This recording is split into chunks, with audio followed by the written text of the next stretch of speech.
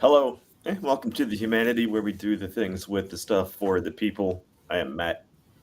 And I'm Tommy, and welcome back, everyone. Happy New Year, belated, I guess. Hope everyone had a good time off for the holidays. I think we did. I did anyway. How about you, Matt? I did. It was busy, but it was good. Hmm. Pretty Yeah, smooth sounds about Christmas right. overall. Well, good. Yeah. Yeah. Speaking of Christmas, sorry. I know I'd planned on doing a stream on Christmas Day, but yeah, technical difficulties just didn't work out, and so sorry, everyone. But tonight we're kind of making up for that because we're basically doing what I had planned on doing that anyway, which is watching and reacting to some more apologetics videos. Um, but yeah, had a good spent Christmas Eve and Christmas Day by myself, like by choice. It was actually kind of fun because the kids were with their mom for Christmas this year. We weren't going up to visit my family till later, so I just till I had them like a couple days later. So just figured, do something I'd never done before, and it was quite enjoyable. Um, Largely because I got myself the Christmas present of Elden Ring. So that kept me pretty occupied. It's kind of taken over my life ever since then, and I'm kind of okay with that. So, yeah. Let's see. Oh, yeah. Also, so excited not just to be back. I think we had 2 weeks off, yeah, for Christmas Day and New Year's Day. So, yeah, it's good to be back doing this again. But also, if my calendar math is correct, I think tomorrow is actually our 1 year anniversary of starting the show. So Yay! happy anniversary, Matt.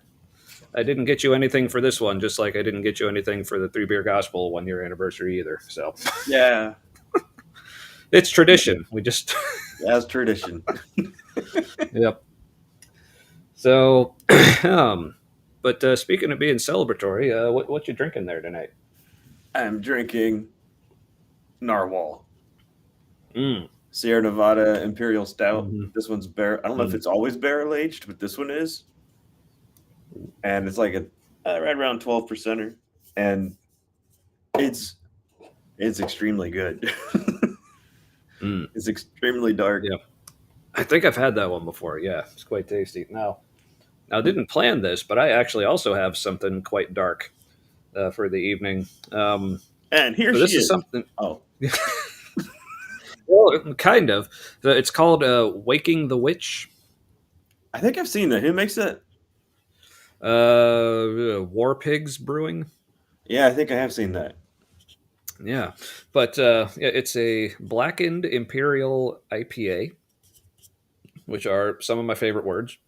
Also, just like really cool artwork on there. Looks Yeah, like you got some soldiers and a lady with a sword back there, and sword maybe, lady. yeah, yeah. Looks like she's having a good time. So, but yeah, now it's called Black End, but I don't know why it's called Black End. It's basically just black. So, Yeah, but here- I don't know. here's the thing: like, It it looks darker says, than typical for a black IPA. yeah. Well, maybe it's just like the lighting, but I mean, in person, it looks about right. Um, but yeah, but the thing is, like, the body on it, and it's not light bodied, but it's a little lighter than you would expect, I guess. And Um, here she is. Wait, Also, oh, never mind. uh, someday. But oh, I actually just noticed this on the can because, like, I know, like the can, like the label, it's like a sticker they put on, but I noticed you can barely tell, but it looks like there's something else underneath the sticker. So it's like this This will can peel off. was, yeah. So, hmm. Yeah, they Now I'm peel off curious pretty well. what's underneath. I have. All right. If the label is extra cool, you can use it as a sticker and put it on something else. I've got several of Ooh. those on the filing cabinet here. Might have. Oh, okay. There was nothing. There was nothing actually. I thought it maybe they just took one of their other cans and just covered it, but no, it's just like the little. Oh, This okay. is a can kind of label thing, but yeah. But now I know I can just like take it off and use it as a sticker on a thing. Which, like I said, I might because that's pretty kick ass. But Yeah, you can even cut it out. I don't yeah, know but the other why I'm being all crafty about the beer stickers with yeah. at the moment. No, it's like I mean, hey, maybe that's just what our show's going to turn into. Craft ideas for your beer labels. I have these. That'll get viewers. I Oh, have these really warm socks. but the fun thing about this, so it's an Imperial IPA, but nowhere on here does it say like what the ABV is, and it doesn't feel or taste like particularly strong. Like I wouldn't imagine it's probably not over 8. I would guess, but I think if it's over a yeah, certain amount, they have to list it, right? I really don't know. Um, oh, but speaking of our show and what it may turn into, first of all, also excited tonight is our first show streaming on Twitch. Oh, So oh, okay. I didn't know we had that. We're all into Twitch. yeah, we's all twitchy now. I I really don't know much about Twitch, Don't so we have to hopefully play this a is video actually. game for that to like sell well on that site? I mean, people do Uh, that. Like Owen, what's his nuts? The mhm. atheist guy. Yeah, He chit chats while he plays through with Zelda and shit. Like, yeah, and Emma Thorne, she has a gaming channel yeah. in there.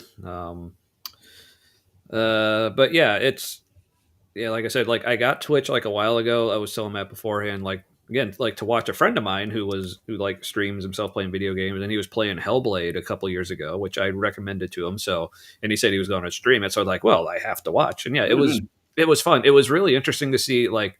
If anyone's familiar with Hellblade, it's like a lot of puzzles in there. What I found very interesting is like there were several times where a puzzle, like when I was playing through it, the puzzle seemed like pretty obvious and I figured it out pretty quick, but then he was like struggling with it for a while. But then Yeah. the opposite, like there were things that I like was completely lost on and he like picked up right away. So that was cool. um Yeah, I've had that but yeah, experience so far in that too. yeah, so yeah, so if anyone's, yeah, let's bring up the chat here on my end. Yeah, so if anyone's actually watching this on Twitch, please leave a comment. Let us know. Yeah, it's really it was actually it's something like I've known we could do for a while, but I just never actually set it up. It was actually my therapist who suggested, hey, maybe because for some reason when I was talking with her, like the show came up and I said something about, oh yeah, like we're just trying to see what we can do to maybe try to get more people to watch it. But without trying too hard, because fuck that. Yeah, Then because she's yeah, like, we're demand avoidant. Dang it! right? Yeah, that's Don't tell me what I I have think to do. right. I'll not do it even harder. Or in fact, like I can see somebody's watching now. So if you don't mind making yourself known, just let us know which format you're viewing us on tonight. Now or later, whenever you're watching back. So yeah, we're on Twitch, and also speaking of trying to make the show more watchable, because this is feedback we've gotten from some people saying like it's like they say we say a lot of really interesting and like insightful or funny or whatever. Like basically, there's a lot of nuggets, like but just Mhm. kind of buried within the 3 to 4 hours, and it's like not many people are going to want to watch the full thing to just like try to pick out little snippets of brilliance or whatever. I mean, we get us. we, Yeah. we we So I mean, we know there's a lot. yeah, Oh exactly. So yeah. we thought, oh, maybe the solution is we'll have to go through and like make clips of like the episodes, and we're like, wait, but that's work. We don't do that, remember? Uh,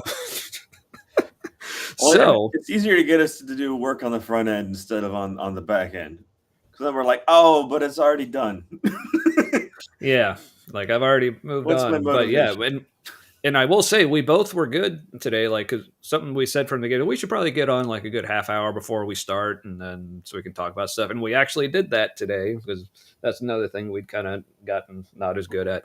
But anyway, so this is something like another suggestion that my therapist had, which I had no idea. Like, I was also getting like a social media advisor or whatever consultant with her, but she like so first of all I said part when I said part of the reason why the episodes go so long is like because this is basically how this started, even like back in the old like 3BG podcast days. It's like the whole idea was like, when we just get together and hang out, we have really cool conversations. So let's just record those conversations and let other people hear. So I said, like, that's kind of why the show is the way it is, because it's literally just like us. Like, this is our hangout time. We still get together in person, like not as often as we should, but it's like this is our weekly, we're hanging out time. So, but and she kind of laughed and she said, like, that is such a neurodivergent way to hang out with your friends. So I was like, yep, yep. Yeah, and you're like, and you know what? Like before we did a podcast, we hung out like we were hosting a podcast, but like we didn't know we were doing that until like other people said. So what? Yeah, was like, you guys should do a podcast because you're already doing one, really. Yeah, and at one point she even asked, like, so when are you going to start recording yourselves? It's like, it's like, oh, so. It's all her fault. Yeah, so it's all her fault. Yeah, I'm fine with that. Anyway, so we're bouncing around a couple ideas. We said, okay, we can either do the whole clips thing, but obviously that's not something we're into doing because we haven't done it. Or like maybe we can try to make the episodes shorter, but but then I was like, that also, like, but like we still want to be able to get all the things out that are in our head. Like I said, this is our hangout time. We want to make sure we get that in too. So she actually says maybe like a small group element too. Yeah. Yeah. And we, again, I think it also goes for like the viewers, like when we do get the interaction, especially live, that's always cool. Yeah, we actually really want that. Yeah, I do. I don't have a lot of friends. Oh yeah, me too. Yeah, because like I said, like a lot of our episodes, except for that one episode like a month or so ago where we had like over 1,000 views on Facebook, which like never happens. We were having like 30, 40 people at a time, which I found out recently that YouTube is not YouTube. Facebook has been playing around with AI profiles. Yeah, they're gonna have people interacting with AI profiles, and I had already started to feel like I was getting a lot of friend requests from just a plethora of retired people. Oh yeah, who thought I was a Christian, and yeah, so I think they were tweaking their AI profiles. I think there's a lot more profiles people think are real that are AI in there now. Yeah, because they're not disclosing all of them. Right. Yeah. So anyway, so it was cool to have the views, whether they were real people or not. But for me, really, like, I almost really don't care how many views. Like, I like the interaction. Like if there were only like 5 people who watched our show, but like they all like interacted, like I would enjoy that more than like having like 1,000 viewers and no one interacting. So. And also like 1,000, but also 1,000 people and 1,000 and they're all interacting. That sounds overwhelming. So don't do that either. But, although it is kind of fun when the chat starts communicating with itself. Oh yeah, that's fun too. Yeah, because there's like a parallel little text only podcast going on at the same time. Yeah, and also just like I guess for people who don't know, if we have, like I said, we're first time on Twitch, if we have any new viewers from there or any other platform really, we hope it's like when people comment, like sometimes like, we have the ability to put your comments like there across the bottom of the screen. So we assume if you're leaving a comment, like these are public videos. So we assume that you're also okay with us putting your comment up on screen. Especially, if we think you're just made a really good / funny, whatever kind of point. And so, yeah, even if you're critical, that can be fun too. Oh yeah. Yeah. We've had our trolls. We actually had one until real person. Yeah, because that's another thing. That's another thing we do every now and then is like we'll put a link like in the chat so people actually want to join, like literally join in, like via video and actually talk with us. We'll add people to the show that way as well if the mood so strikes. But anyway, speaking of the format and the idea I got from my therapist, she had the idea of, okay, you can still have like the full show, but start it with more like concentrated like on like whatever topic you're talking about, and do that for like an hour, hour and a half, and then have the rest of the time be more like whether it's like having someone on from the chat or more chat interaction or just us BSing or whatever random thoughts do come to our minds. So yeah. I just So realized and that our therapists could be watching, and that's why certain people don't comment uh mm, because interacting with, like off hours is potentially unethical, uh, uh yeah, or I bad guess for so. the client relationship. Yeah. But that's the thing, like I don't think I actually told my therapist the name of the show or like where to actually find it or whatever. So I think it'd be hilarious if she was just watching just randomly. It just came up and like, hey, know that guy. Can you search it on Um YouTube just by our names? Like, would it I show up don't know attached to actually. it? I don't know if our names are actually attached to it or not. Um,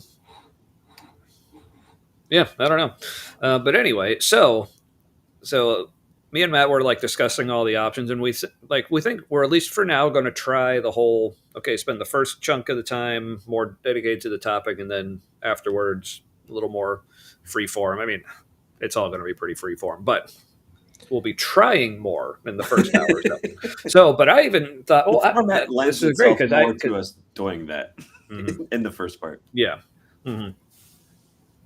So then I had the idea of, well, we can even name the segments. We'll call it like first drink and second drink. That's basically kind of what we do throughout the show anyway. So it'd be first. So what the plan is, first drink is going to be the topic. Like that's what we're going to focus on. And then second drink will be the more, I guess, more casual interaction than hangouts and Yeah, chats with the chat or whatever. So like not that that if train's people are getting close. chatting, Yeah, like that at the second part, that train's getting a little close to going off the rails. yeah, like just like yeah, we're hitting that third rail pretty hard though. So that's what matters. Um, so yeah, we first drink topic, second drink more casual. So I mean, now I feel like we almost need to come up with, or maybe we don't, some sort of like logo or like splash thing for like, all right, first drink, but or maybe that's what we can do is like get just pull that like bottle opener sound effect from the intro video, then we can like play that.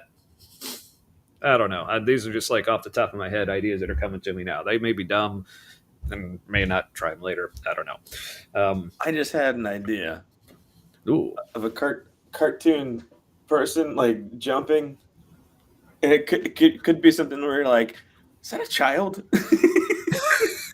And they're going, and it goes like first beer, and there's like a big mug behind this little person going jumping up in the air,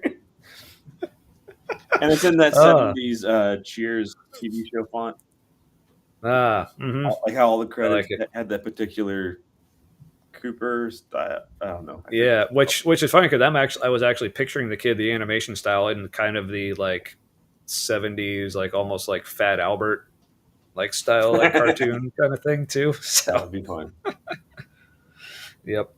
So anyway, all right. So But hold on a second. first Think drink. fridge Okay. magnet, fridge magnet on a family's fridge in a horror movie. Like that's from the '70s. There's like a slight creepiness to it, Mm-hmm. where you're like everything in that shot, like in the movie, it just looks off, but like also very normal. But something's off about Yeah. it. Mm, I like it. I like it a lot. So yeah. Um, so yeah. So I guess in lieu of sound effect and animation or whatever. So first drink tonight.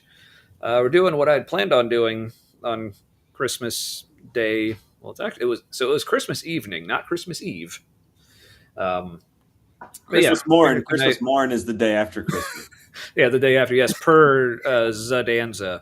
Watch Which that. Everyone watch that. yeah, yeah. If you don't like our stream, at least watch Zadanza. It's on YouTube. It's Zodanza. It's They called do that this better because like than we ever could. yeah, but I think also what helps their show is like they were already like individually like pretty well established on YouTube, Right. Yeah. So so they have a that kind of helps community with that having follows a them. following. Yeah, but yeah, it's separate channels. A Prophet of Zod, which is apparently actually no longer a thing anymore. He's like completely changing up Yeah. Makes his sense. I get it. yeah, which I mean I get it, but also like he was one of my absolute favorite channels, like into like the whole like atheist space. But he said like he'd just been doing it for so long, it was just hard to find like fresh new ways to say God doesn't exist and Christianity sucks. He's like, I kind of ran out of stuff. So, No, it but makes like I said, sense. But his whole library is yeah, still out there. yeah. So yeah, look him up, Prophet of Zod on YouTube, fantastic. And then the other guy, Objectively Dan. So we got the Zod and Dan. Zod Danza. I'm not as familiar with Dan like on his own. Actually, I've Me only ever neither. seen him on Zadanza. But he seems But pretty awesome. He has yeah, a resting high face. yep, and an excited high face, and like he just oh, that's just his face, I think. Because he looks like, he always looks like he's glad to see you, but angry that he's confused.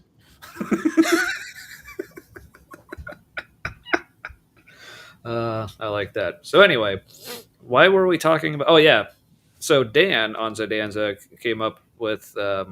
He started calling the day after Christmas because that's when their show was on. He called it Christmas morn. He's like, because Christmas Eve is the night before Christmas, so then And the whole Christmas day, morn would be really. the opposite. Yeah. So anyway, so I guess this is tonight is actually our the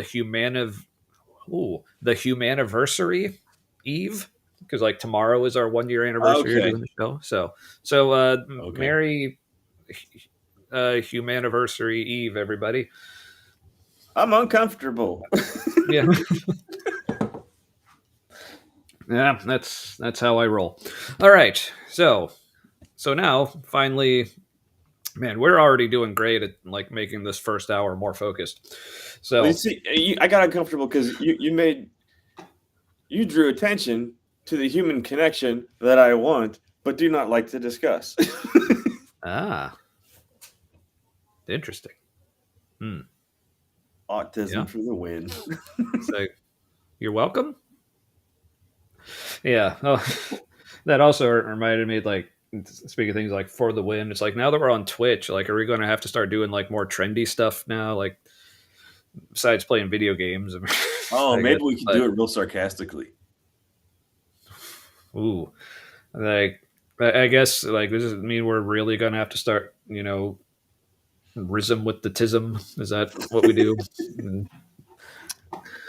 All right. Well, Oh, so let's what say we actually. Raz. That was Resin Raz. That's another. I heard somebody use the word Huh. Raz for fuck. I don't even remember now. I remember thinking, oh, that kind of makes Yeah, I haven't. sense. Yeah, I don't think I've heard that one, but I'll have to ask my kids about it later. Um, Pizzazz. but Pizzazz. That's what it was short for. That was something Dan said. ah, And I'm like, ah, I don't know if that's real. I can't tell with him. He's bringing the Riz and the Raz. the Riz and the razzmatazz with the pizzazz. Charismatic pizzazz.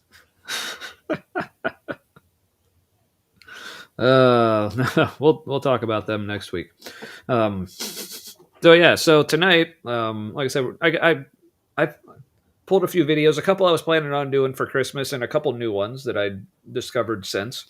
Now these are ones at least I don't think Matt has seen these. So speaking of another like YouTube show that we find highly influential, Low Fruit, featuring Stephen Woodford of Rationality Rules and Reese of.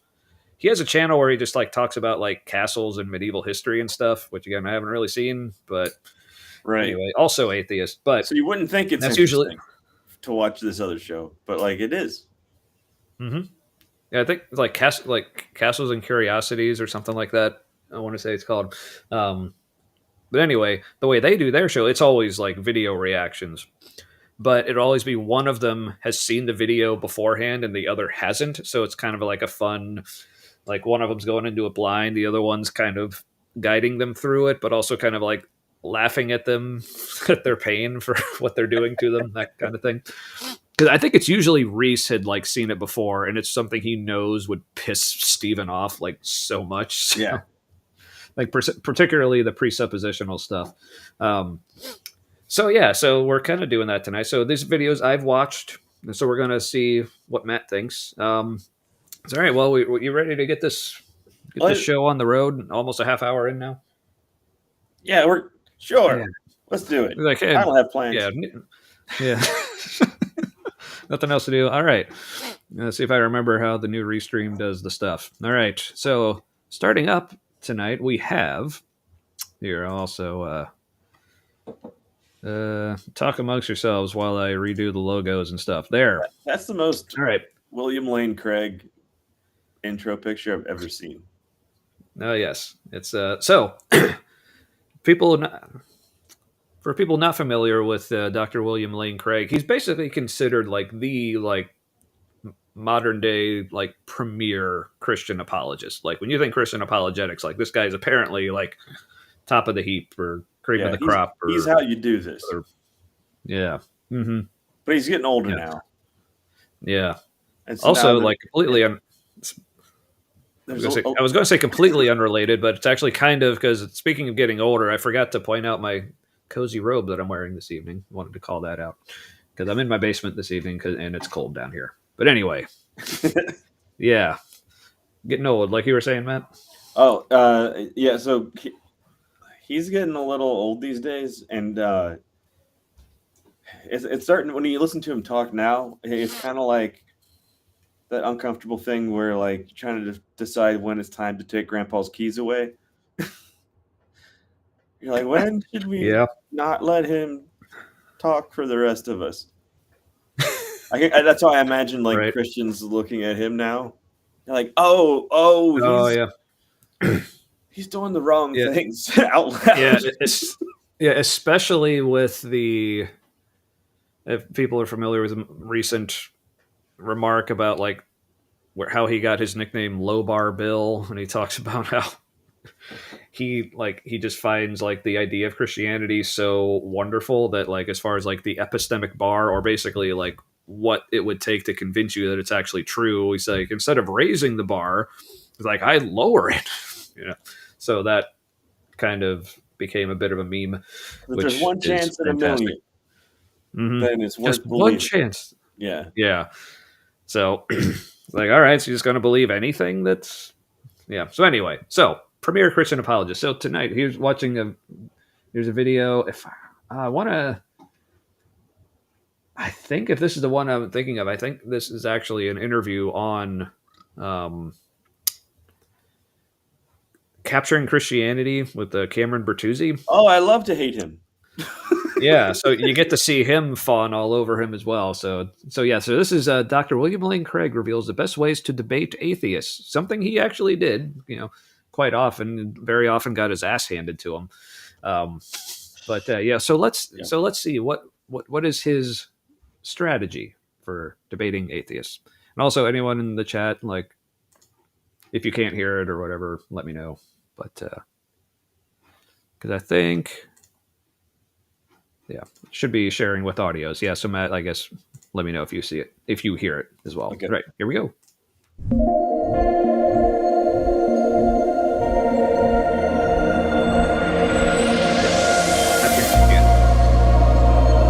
Another panel we may have to do some more reacting. I hate this intro.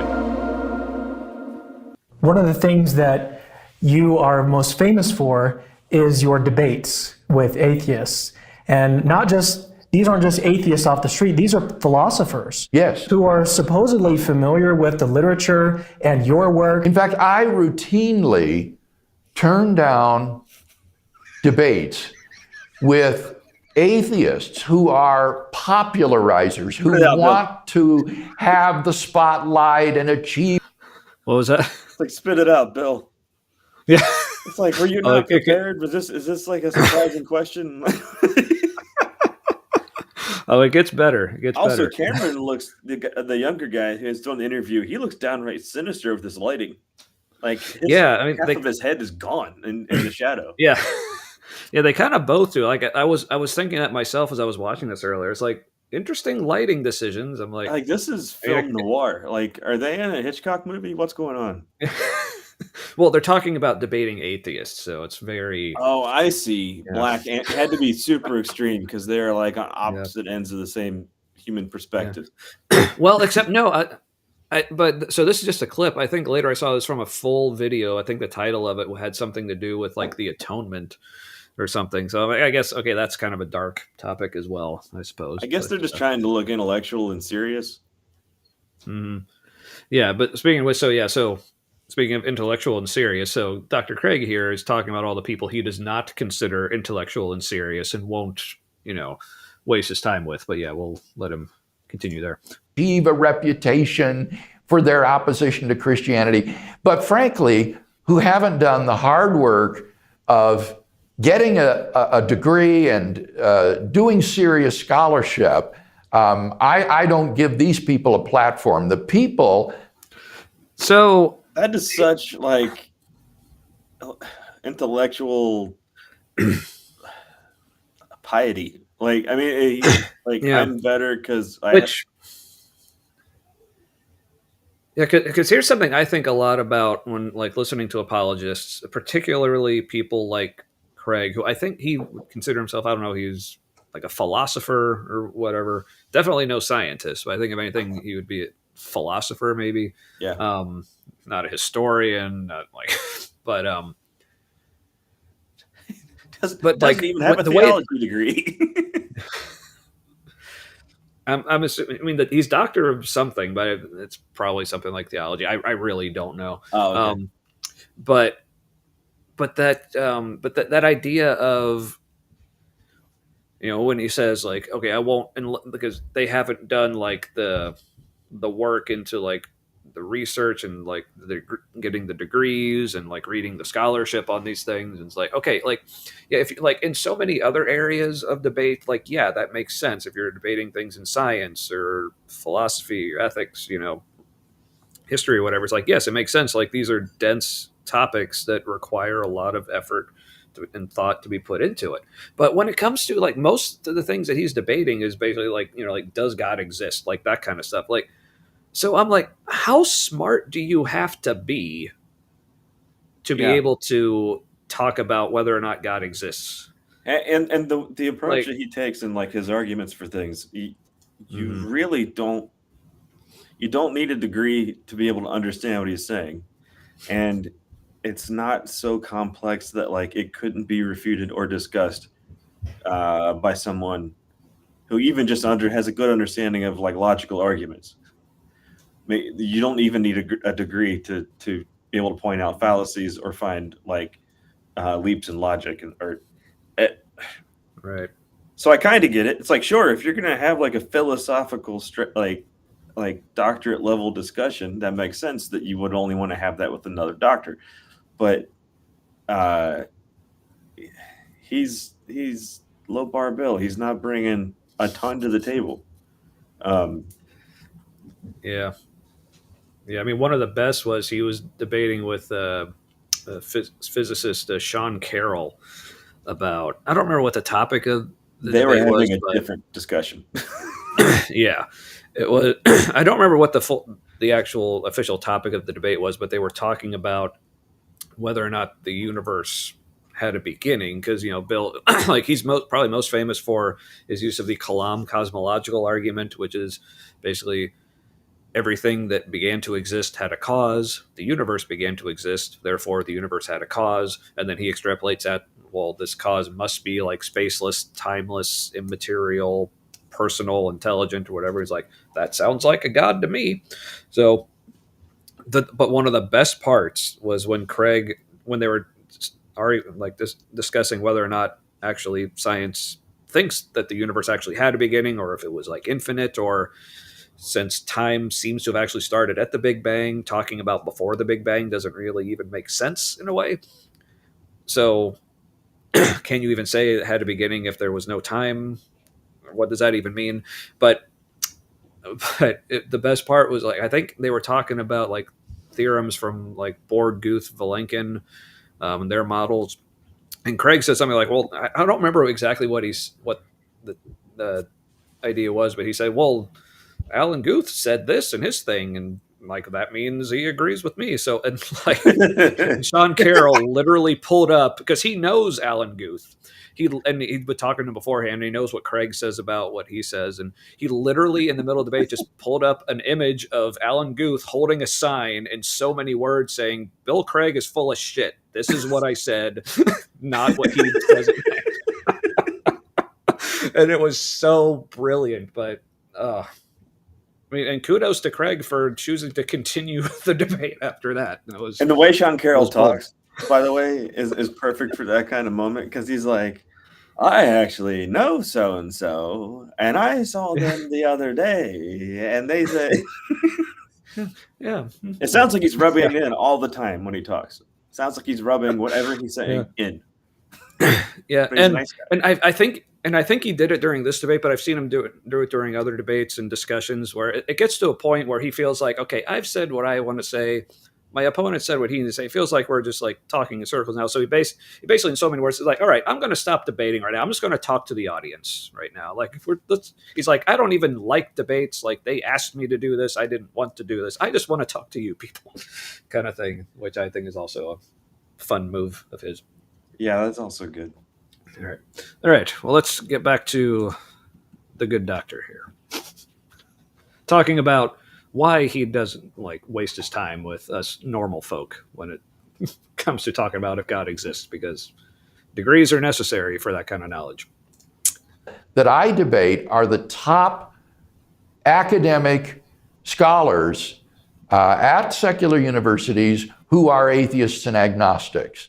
And is the reason that you do this because you don't want to give, basically you don't want to, you said something that was interesting, that these people, some of them just want to forward their own. Oh.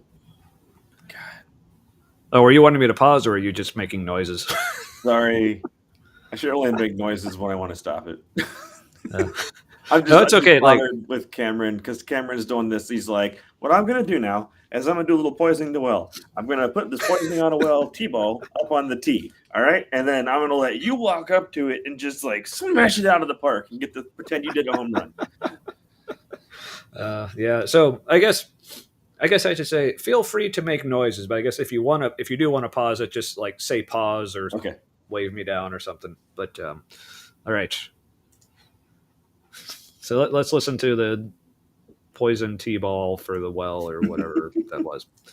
I don't know. I want to call it a ministry. They want to evangelize for atheism, and maybe the reason that's another thing. This whole like they want to evangelize for atheism. It's like project much. First of all, yeah. Oh yeah, there's like as I remember when I was watching this, you'll notice quite a bit of projection, especially later. But yeah, just this whole like when Christians say things like atheists are like they're being evangelists, but like as a derogatory thing, it's like we're just talking about what we think. Like this is what everyone does about like a variety of topics, but for some reason, and you can like and obviously whatever you want. We're just saying, yeah. Here's the reasons not to, like, yeah, and especially for things that we view as harmful beliefs, like we'd really rather you not.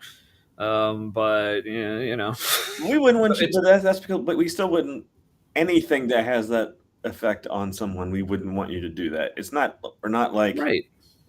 We're not playing favorites with what we dislike the most. Yeah, I mean, for people who like talk a lot about like other issues, like, oh, you shouldn't drink and drive. Like, are we calling those people, oh, they're just being evangelists for not drinking and driving? It's like, technically maybe sort of, but like, yeah, but but they're not saying you're going to hell. And they have like empirical evidence to back up what they're saying as well. But apparently that's too much to ask. But all right. We should let them talk for a little. The reason that you don't do this is because you don't want to give them a platform. That's part of it. Some of these people are very eager to have the spotlight and be the big man, the big anti-Christian figure. They want what like big man. Yeah, I gotta say, here's the projection part. Like, so listen to what he's saying about atheists, and then Like, aren't you a big To man be with the platform? Richard Dawkins or Christopher Hitchens or someone like that. And I say you've got to earn that kind of From stature. you? And I'm not going to just give it to them. On the other hand, I have to say also, Wait, why is he in charge? because He just put himself as the person in charge Mhm. of like who gets what attention. He's the big man. He's the biggest man. right, Like, mm-hmm. he won't give you any of Like- his power unless you earn it. Yeah, it's like, how does he view himself? Very well. Like, it's like, what does he like? Who does he think he is? Like, oh well, they're debating me. That's giving them all kinds of. Like, He gives clout and autistic status people a because- bad name. I don't know if he is autistic, but like, I think there's a lot of people who think this is what an autistic person does. They have a very special interest, and like they don't understand other people, and which sometimes true, but yeah, right. But like, what makes me mad is when somebody is autistic and they're also an asshole. Because most autistic people are not assholes, at least not on purpose. But then, right. like Elon Musk, he's autistic. He doesn't get certain social cues, which is probably why he hasn't left Mar-a-Lago. He's been like almost living in Trump's house and eating meals with him, like more often than they do with their own kids. and part of that is because I think Elon doesn't get it socially. But then, like, I also think he doesn't care. And that's where I don't know. Bill isn't. If it came out that Bill is a reptilian alien or something, I'd be like, Yeah, I would be not shocked. yeah. It's like, I don't usually go for like those kind of conspiracy theories, but yeah, like I'd be like, okay, yeah, sure. That's what I mean. Like, that's kind of outlandish, Uh-huh. and it wouldn't seem so outlandish with him. Right. Ooh, I just changed the view with a shortcut that I just figured out. Yeah. How professional that looked. Yeah. I mean, I'm sure it looked so completely different to everyone than when I just used the mouse to click, right? That was different. Anyway.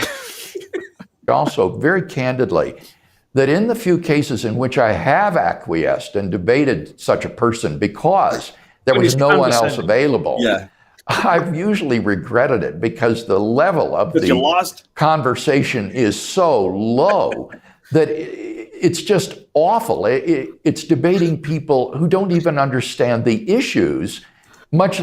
Yeah, like it's like right, because God doesn't want you to evangelize to stupid people. Yeah, it's kind of like going, poor people make me feel dirty. I mean, like I said, I get what he's saying. Like, yes, in any other arena where you're having like serious debate, like, yes, you would want people who actually know what they're talking about, or at least both people be on the same level. Because I think it can also be interesting, like, to have like two like novices or amateurs at a particular topic, as long as they're on the same level, like still discussing it or debating or whatever, it can still be interesting. But like I said, when the issue, because like I said, most of all, like the kinds of things he's debating is essentially like, does God exist? It's like the idea that you can't have that discussion with just a normal person. Like, why the fuck not? Like, what is it that? Why are the only reasons he apparently has to convince someone that God exists like require all this like study and knowledge and degrees and pedigree and him thinking? Also, his disdain for people who don't know as much as him. Like he does know more on certain topics than most people. That's true. Yeah, but the way like just in his tone, how you are less valuable to him, and because he's a Christian, like you're not worth having.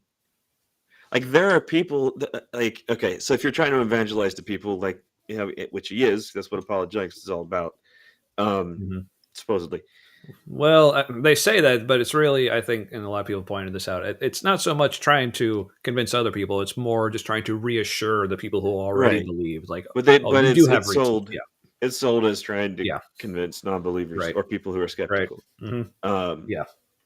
There are fewer people in the world like Bill Craig than there are people who are less educated than him on the topic.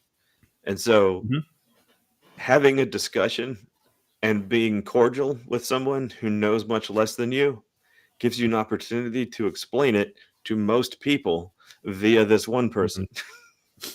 And if you will only debate people who have degrees like you, then that's only 4 people who have a similar education level or like to hear things from those people. So it's like his job is to only evangelize to like the upper crust of the intellectuals. And how many non-believers are there who have degrees and who are willing to talk about it in like theological backgrounds and stuff? I mean, most of those people see him as not worth debating either. Right? Yeah. I mean, like I think like blanking on his first name, Krauss, astrophysicist, Lawrence Krauss. Yeah, I know he debated Craig once and like just like was laying into him, particularly on like his views on like the Old Testament violence and like God commanding genocide and slavery and all that. Because Craig basically, God can do what he wants, and sometimes if he orders like slaughtering of children, that's okay. It's actually good for the kids because they go to heaven. It's like.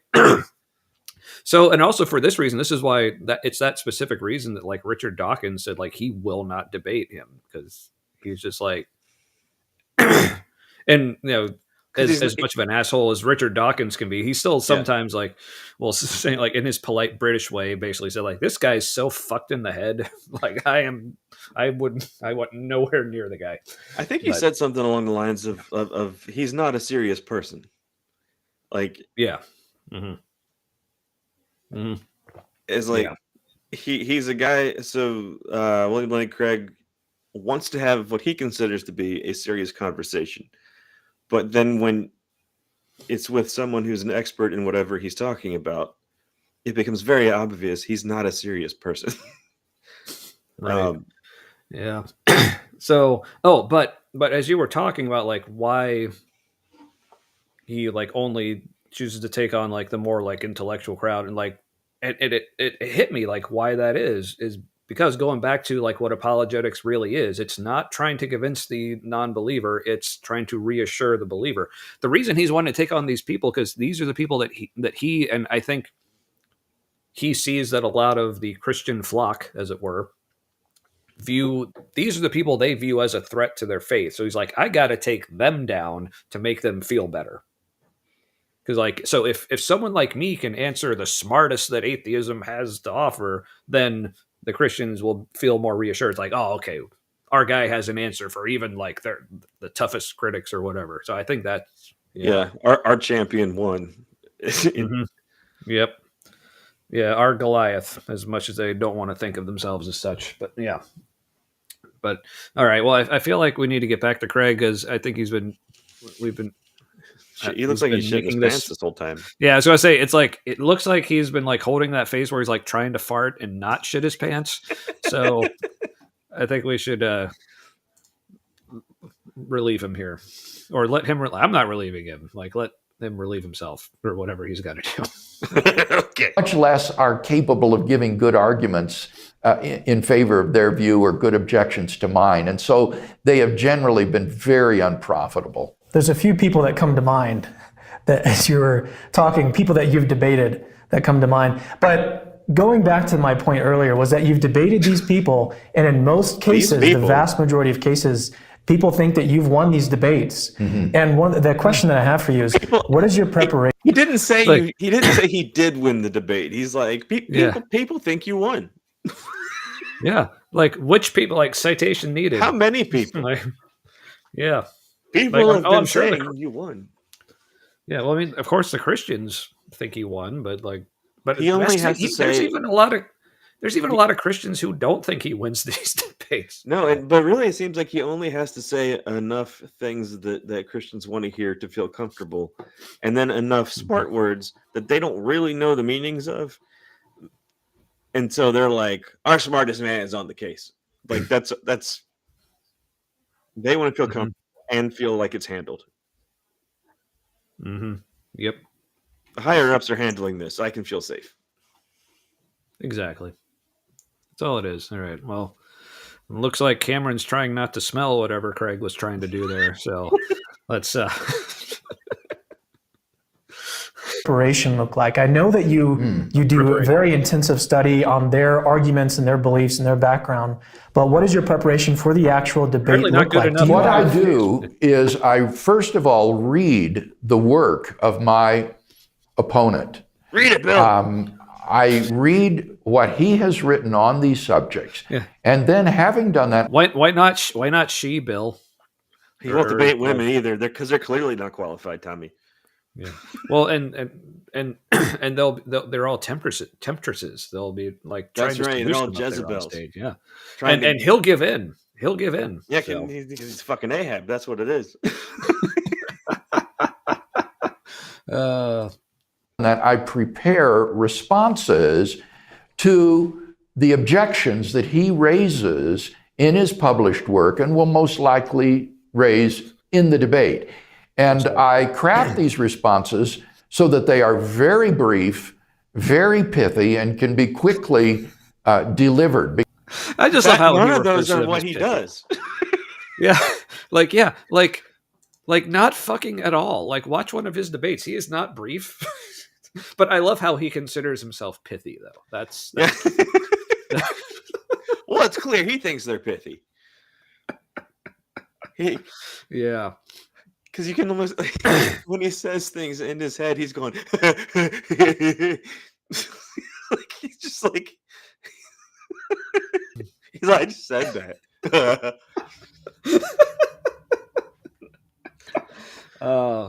Yep. Because they're so owned. Yes, but so let's hear more about how he responds the way he does. Because in a debate situation, time is so precious that you're battling the clock all the time. All the time. Do you memorize all the time. these responses? Do you memorize them, or is it? I in a typically sheet of don't paper? memorize them. How awesome are I you, Bill? prepare what are called briefs, like a legal brief. And Unlike tell the us about your depends that- briefs.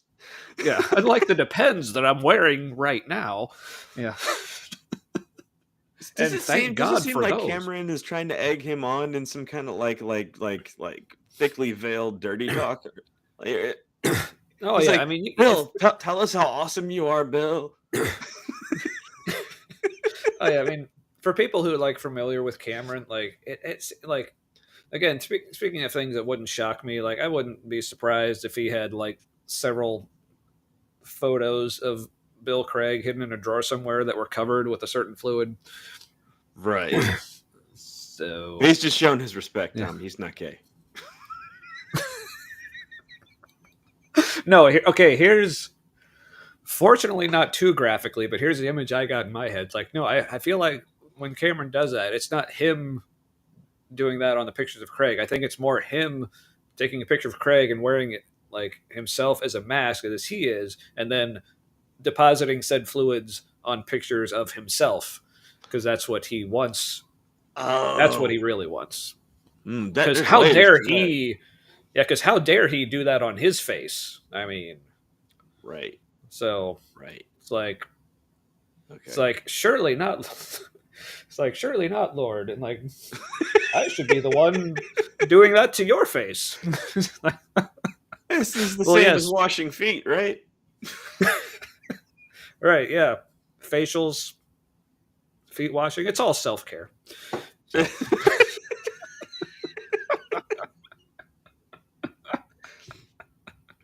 I just had this picture. Okay.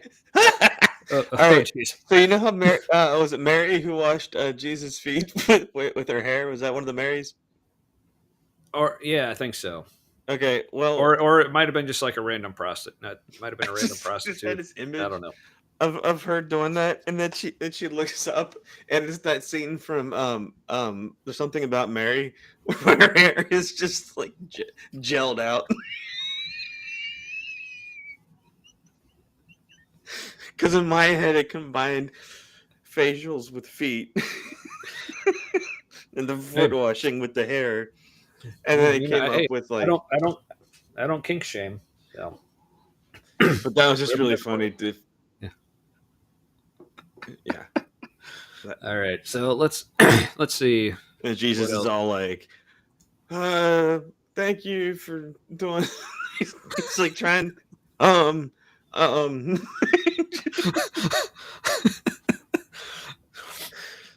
Yeah. Let's eat. He's like doing a. Then I file these briefs, and when the opponent gets up and he raises, what was that? He's doing like a "Bless you, my child," like trying to smooth it out of her hair. Which I also just I feel the need to point this out. Like, during the past couple of minutes, our viewer count did not go down. So, kudos to those of you who are sticking around. Yeah, they're trying to see where this is going. So. We don't know. That's where it's going. That's all right. So let's see. What's he talking about now? Like, oh yeah, how he prepares his responses. Okay. Say the problem of evil, I just reach into my notebook and pull out that brief, and then I'm ready to speak from it. And so the briefs serve as notes for speaking. And so in my rebuttals, it's like they serve as notes for speaking, which I am doing right now. Like, he's very special. Yeah. But what hearing him say that, so I don't know if this makes sense to you, but it makes so much more sense to me, like why his responses, they so often, like in these debates, they just weren't good. they sounded like the prepackaged canned apologetic response. He said he's basically admitting that's what he's doing. He's like, I'm not like in real time responding to what they're saying. I'm just anticipating what they probably will say and then writing my responses and then just delivering those. Like, and he delivers the closest thing. Yeah. He delivers the response that's the closest thing he's prepared to what has been said or brought up. And so that's why sometimes it sounds like he's having a different conversation. You know what I mean? Like, it's like, did he not understand what he said? Because like this is like a canned response that's only tangentially related. It's all making sense now. See, this video is very enlightening for me. So people say a lot when they say things. Speech, I will simply go through a series of these briefs responding to choose your own adventure arguments for his point of view. Sorry. I'll prepare both briefs which are let's go back a second. His objections or his arguments for his point of view. I'll prepare both briefs which are responses to his arguments for his view, and then briefs in answer to his anticipated objections to my view. Is this what you would recommend to a... Wait, so he's basically said he essentially doesn't debate people. Like, that's why he can't. That's why it has to be somebody who has published work, so he can read their work ahead of time, prepare responses that he'll do like choose your own adventure style and pull them out, and like. But it's like, but so it's not just that. Debating. He's just reading a speech that like. Yeah. But then he added another layer. He's like, but then I'll also pre-prepare what I think they'll say in response to my pre-prepared. It's like briefception with this dude.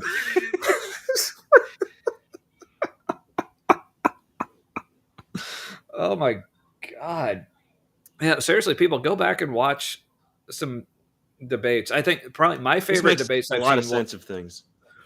Yeah, probably my two favorite debates I've seen with William Lane Craig was, like we mentioned before, his debate with Sean Carroll, which was fantastically awful for Craig in so many ways. But he thinks he won. I think he thinks he did well. Oh yeah, absolutely. But like he didn't. Yeah, Carroll destroyed him. Like, it wasn't just that moment with him showing like the literal picture of Alan Guth saying, Craig is completely misrepresenting what I said. Here's what I actually said. But even beyond that, like just in so many ways. But my other favorite debate with Craig was with Sam Harris on morality.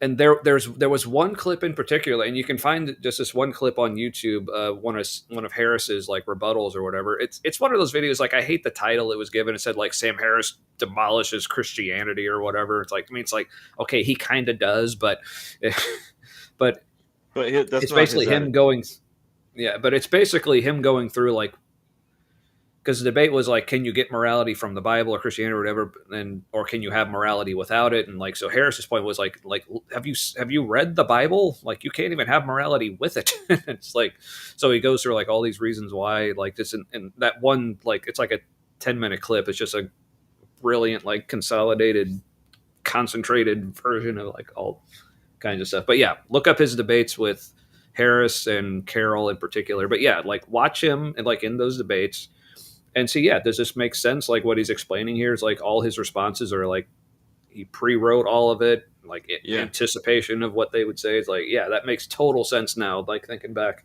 on his debate performances, and he did get through all his material well, but oh, man, it was really like it was like one person was there live, and the other person was there basically as a recording. Yeah. Mm-hmm. It's like it's worse than AI. Like if you think about like debate with an AI, like that's actually worse. No, it is. The AI would do a better job. It's like you're having a debate with a library or a book. It's like, and someone's there just like flipping the pages and reading certain parts of the book. It's like, now that would be interesting. What he's doing. Yeah. I don't think you can play the ChatGPT voice on a stream without getting copyright struck. But that would be an interesting exercise. Just have ChatGPT pretend to be the world's best apologist for Christianity, and then have a conversation.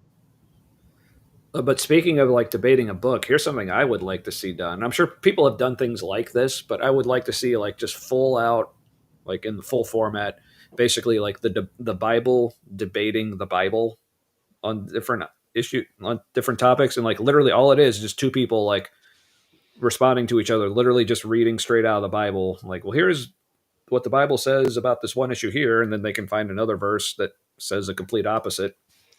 Okay, I think we can make that happen because there is an AI tool where you can do an AI podcast where you have the AI discuss a particular topic. So yeah, I'm gonna find out how to do that. Let's make that happen. Ooh. That sounds good. Yeah, I think particular topics that'd be interesting to me only because I've had this discussion and this interaction with Christians recently. This whole idea of like whether or not you can actually lose your salvation. First of all, just the idea that like most Christians, like when they talk about, okay, we major on the majors and minor on the minors, or like, we're in unity on the core doctrines and beliefs, but there's freedom in like the peripheral. But most Christians like will view that like whether or not you can lose your salvation. It's like, oh, that's just a peripheral thing. It's okay if we don't have it. Like, are you fucking kidding me? Like, how can you be okay with not having that figured out? Because in recent discussions where I've like put questions like out to Christians, like things like, do you like, okay, I was a Christian for most of my life. Now I'm an atheist. Like, am I going to hell? Like, why? And I've literally like recently had a solid, firm, committed Christian tell me, no, I believe you're going to heaven because look, you called out to Jesus for salvation once in your life, and that's good forever. And then another devout Christian tell me, like, quoting me like actual Bible verse. I think it was in like one of the Johns, 1 John, 2nd, I don't remember which one, but basically that verse saying like, well, those who went out from among us were never actually one of us. Basically saying if someone leaves the faith, they were never like. I'm like, first of all, well, like, fuck you for calling me a liar, but but also like you can't agree on this, like, and isn't that basically no true Jew, like before no true Scotsman? No true apocalyptic cult Jew, particularly. Yeah. So, but anyway, that's getting way off topic. So let's so yeah, we'll try to make that. There was see if quite we a can get spectrum back then. Yeah, we'll see if we can get ChatGPT to have the Bible debate the Bible. That would be fun. But let's hear more about like what Craig does or doesn't Let's do. listen or to the whatever. child with the beard. To apologists who are getting into debating atheists, is this the same kind of method you would suggest they use? Yes, absolutely. For anyone who wants to have this kind of ministry, preparation is going to be critical. And then what they need to do as well is they need to get some experience. They need to take a course on debating techniques, and then they need to do mock debates before they ever go into a public debate. Otherwise, they risk losing and dishonoring the gospel. Oh my goodness, don't dishonor the gospel. It's very important to have mock debates and practice these. Yeah, because like that's the worst thing you can if do. They haven't taken a debate class. The material can't stand on its own.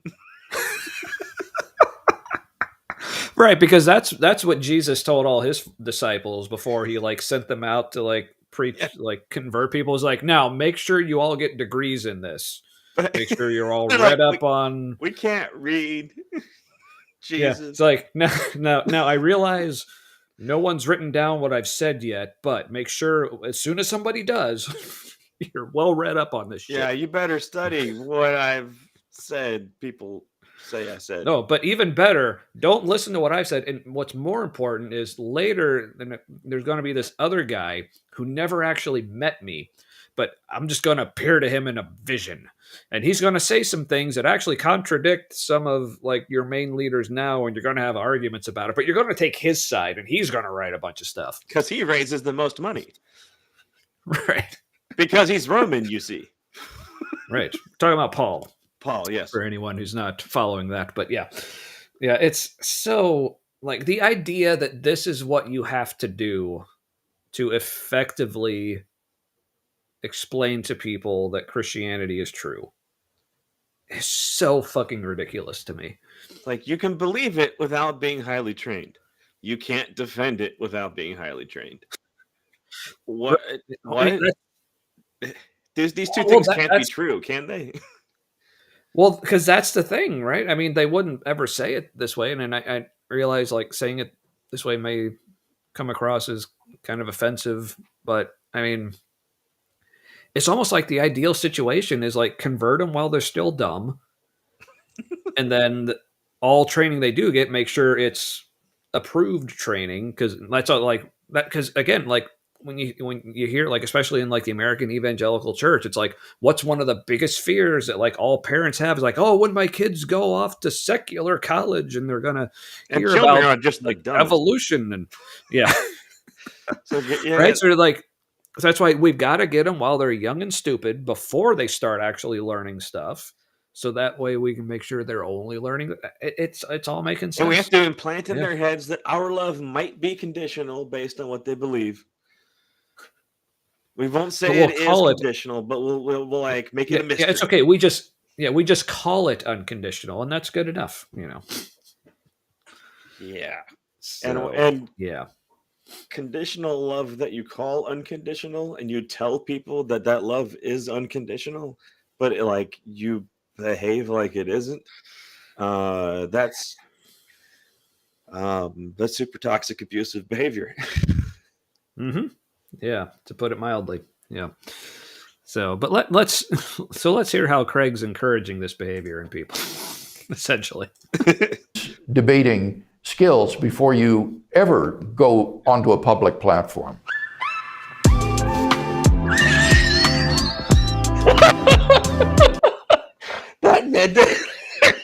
That ending music did not flow at all. Which I forgot to mention this at the beginning, but something about this, like at the very beginning of the video, this tagline, it just struck me as like so odd. Exposing the intellectual side of like exposing, like that's doesn't that usually have like negative connotations to it? Like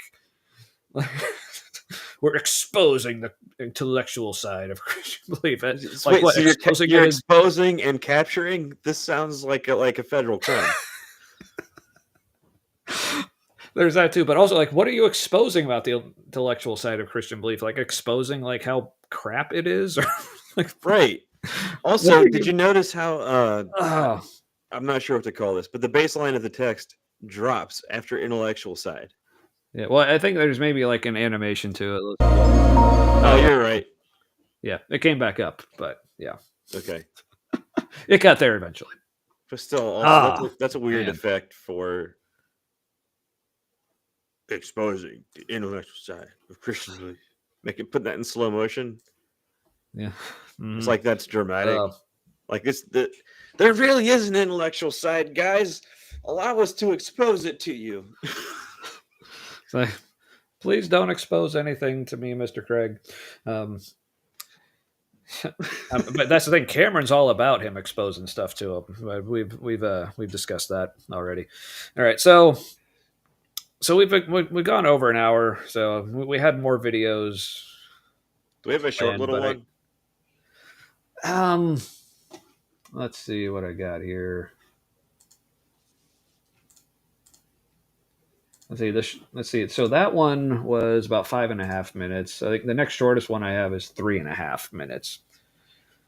But I think Probably yeah, couldn't. because this one was that. We probably couldn't do it in a short period of time. Yeah. Well.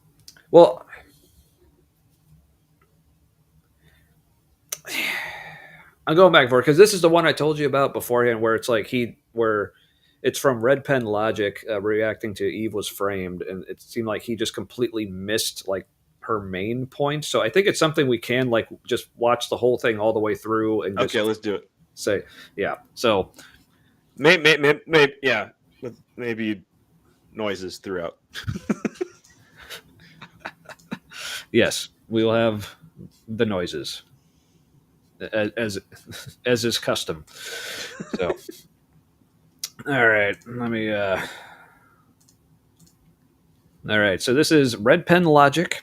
For people not familiar with this channel, what they do is like they take claims, usually from like atheists or non-believers, and then he does like I don't know if this guy actually was a teacher or if he's just like kind of using that whole motif or whatever. He says like, oh, basically going over their statements with the red pen to like correct them. Also, gentle correction. this is not a good look when responding to a woman. Look at the expression on his face. He's like, oh, he totally like. Looks like he wants to do bad things. Well, but also it totally looks like that, like his face and his posture is like totally like eyes up, eyes up, eyes up, eyes up.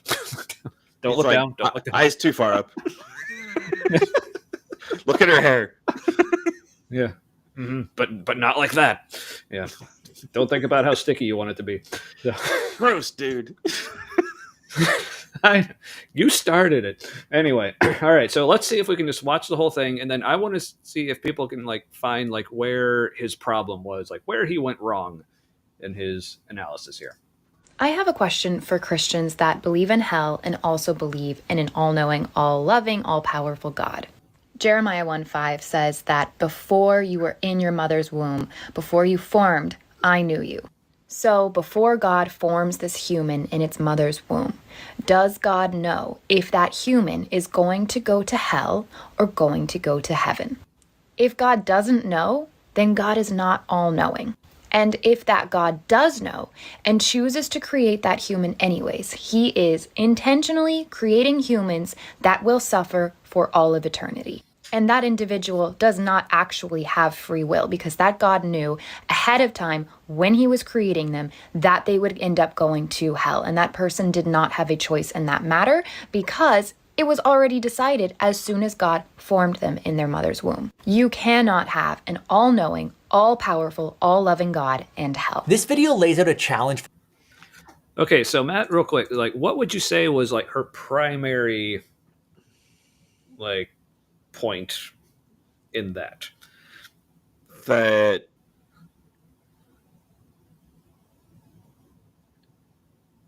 I don't know, when people talk that fast, I gotta like absorb it. Right. Like I said, again, Matt has not seen these before.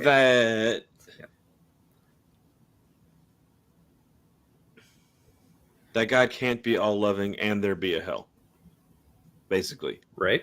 Yeah. And Right. And especially and she clearly explained why, like, because either God can't be all knowing, and all loving, and people go to hell. right. Yeah, and that's like the point I took away from it was the whole, like, especially God foreknowing, like, so basically God like consciously creating people and saying like, okay, I know this person's going to go to hell, I'm going to create them anyway, like, and how problematic that is. So our man here, and I'm sorry, I can't remember his real name. I apologize. I usually do try to be good about this sort of thing, but Douchey McWearing someone else's clothes. that's not what he addresses. So let's hear what he actually. Also, I was going to say, like, I was watching his nonverbals when he was listening to it, and it looked like there was a lot of unintentional stuff going on in his face. She was saying a lot of stuff that was like really setting him off. Like there were certain phrases that would be like it would trigger an expression in him where what she said made him uncomfortable. Like it, she said her key points really cut him. Yeah, so maybe that's why he chose to, instead of actually addressing what we both kind of gathered are her main thoughts. So let's hear what he thinks was the main problem with this and what he chooses to address. Challenge for Christians who believe in both hell and an all-knowing, all-loving, and all-powerful God. Here's the gist. If an all-knowing God creates people he knows will go to hell, then those people don't have free will. And if they don't... That's what he thinks is the problem. The free will. But that's it's something she... That's a common... mentioned. That's a common misdirect, though, that they do. Mm-hmm. And what they don't seem to understand when they do this is that, like, it's starting to look more and more like we have less and less free will than we thought we did, like, scientifically. We can kind of nudge the future into being, but like, if it's happening right now, we can't change what's happening because that's already been decided by the past. Basically, how we judge the present, whether we judge it as good or bad, determines how our future plays out. And so if you basically are pessimistic and look at everything that is like everything is bad that's happening, it's bad and it's the start of something bad. And like that, and you're just sure. Okay, well then that's how your future will play out because you aren't seeing. I'm not saying like prosperity gospel kind of stuff. To the extent that you can influence it, your future is now nudged more negative, or you can nudge it more positive. But I understand like there's a limit to like how much more positive certain like experiences can get. But if you look at everything as like it's at least potentially the start of something good, if like that's your outlook, then that's my theory. That's my theory on like about as much free will as I think we have. I like it. We that's something we may have to talk about more later. But yeah, so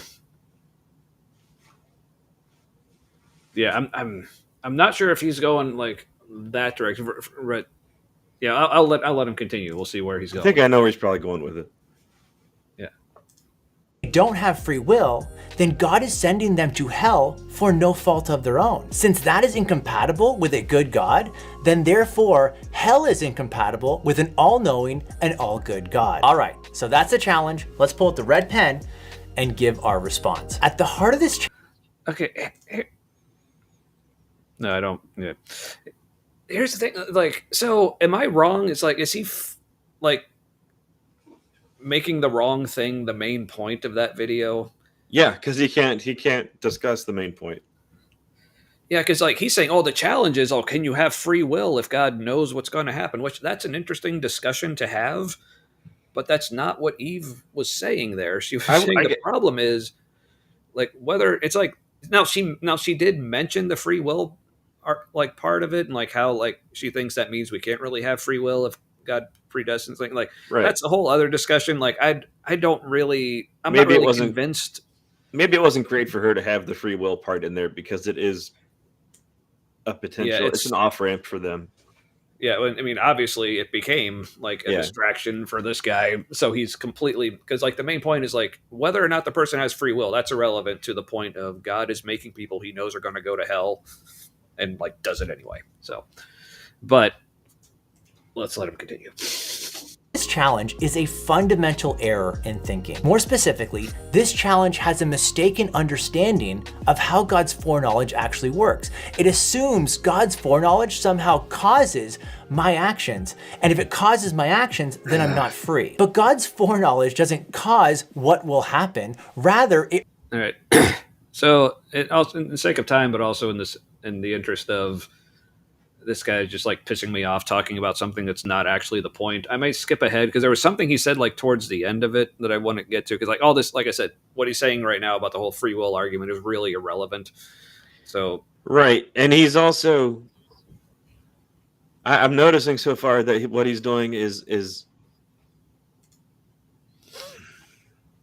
he's trying to get the idea into people's heads that the stuff that Eve was framed said couldn't be the case because basically it defies logic. He's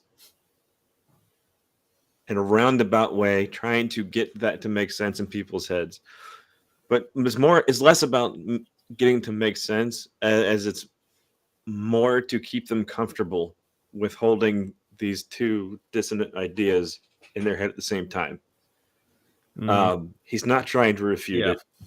He's taking it back to comfortable territory and then explaining why they can be comfortable about these two things that can't be true at the same time. Mm-hmm. Yeah. It's like, so essentially what he's doing, he's not taking on, like I said, what is the actual like main thrust of her argument, what she's really laying out as the big problem. He's just taking one small part of one thing she said and then saying, well, this is why that's wrong. And this is why, because she said this one thing that we all agree is wrong, right? Now you can completely dismiss anything else she said in this whole thing, which.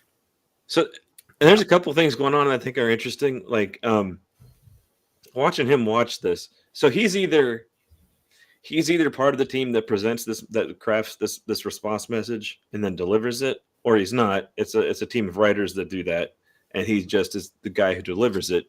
But he really did look like he was watching that, and if he was watching it for the first time, that means, and he had that response, that means these aren't his words; these are prepared words. Yeah. But if he has seen it before, probably several times, if he was involved in writing a message, I'm assuming this is not the first time he saw it. Yeah.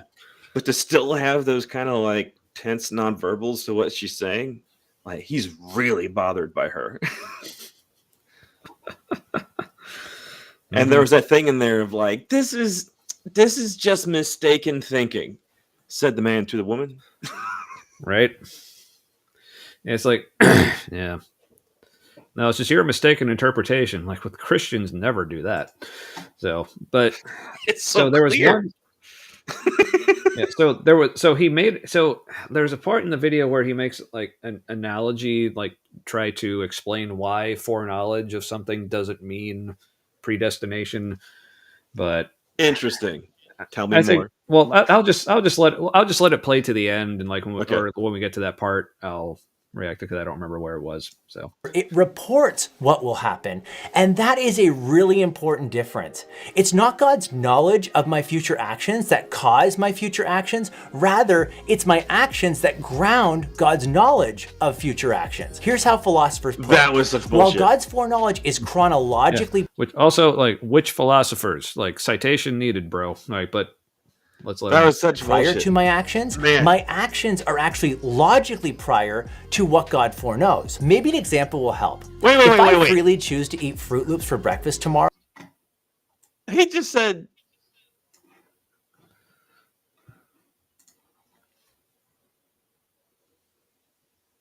He just kind of said that like God does have foreknowledge and doesn't have foreknowledge because I haven't done it yet.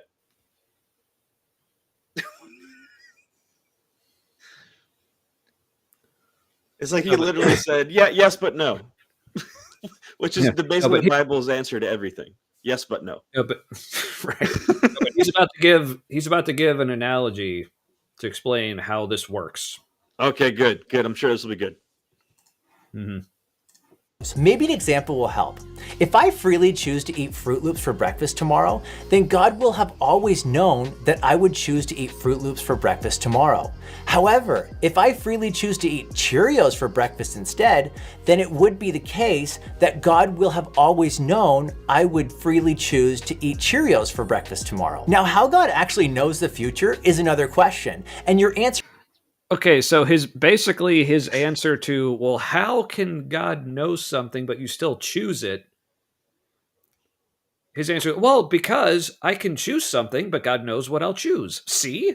It's like, so he's saying it's predetermined. I just don't know what's been determined, so it hasn't. Yeah, it's like that example, like that example, how God knows the future. It didn't explain anything. He just restated the problem. Yeah.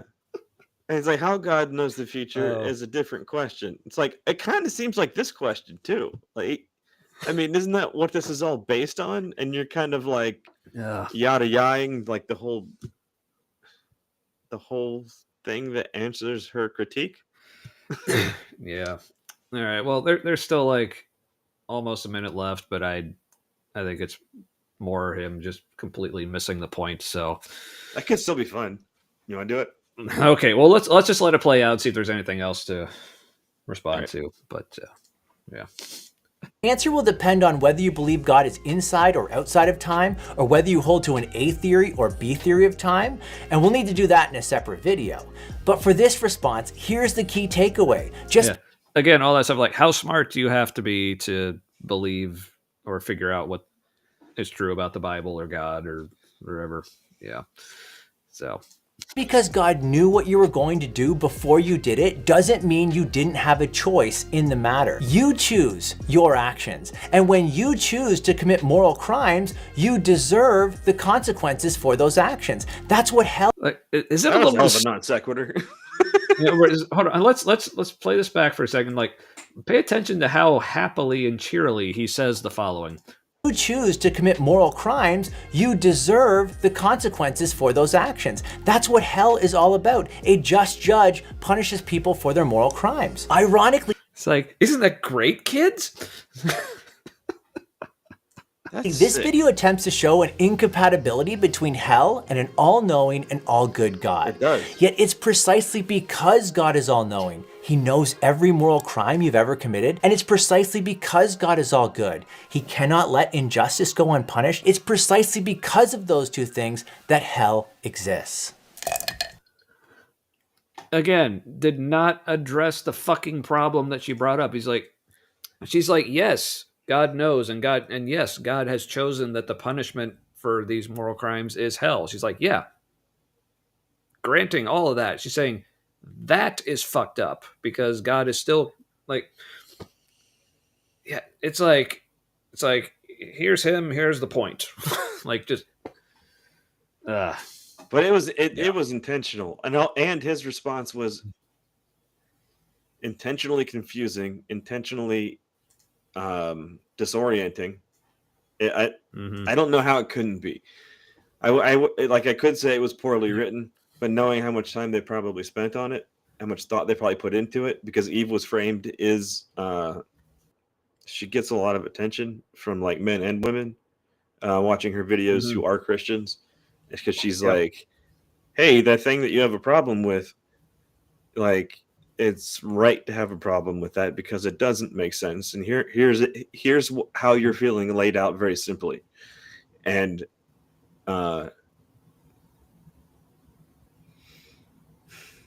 he had like it's kind of circular logic. It seemed like he had going on, but it's like there were several circles. And so and they would kind of like loop backwards. There were like several things looping backwards as you went through. And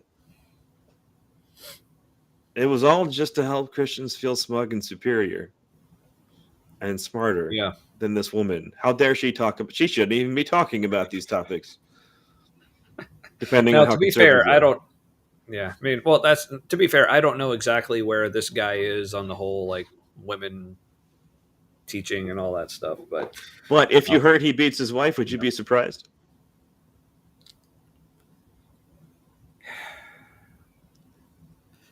no. But also to be fair, like just the way my brain works, like not a lot really surprises me anyway. So yeah. I don't know. That's kind of how my brain kind See, of categorizes behavior. Like, is this person behaving in a safe way or something other than safe? Maybe not dangerous, but I don't know.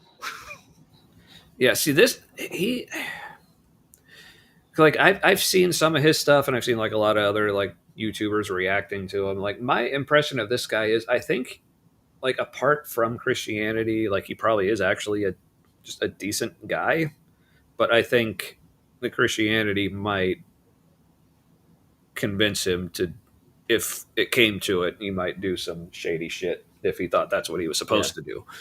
Like his theology, if it were a person is an asshole. Yeah. So, all right. Well, yeah. So I guess that concludes first drink. I don't know if it literally concludes yours or not, but it actually is mine. So. I finished mine a little bit ago, but it's good I didn't start another yet. All right. So, all right. So now on to second drink. Mine is a second verse, same as the first. Just got another one of these. All right, give me a minute. I might have a beer in the fridge down here. If I don't, I'm on the bourbon.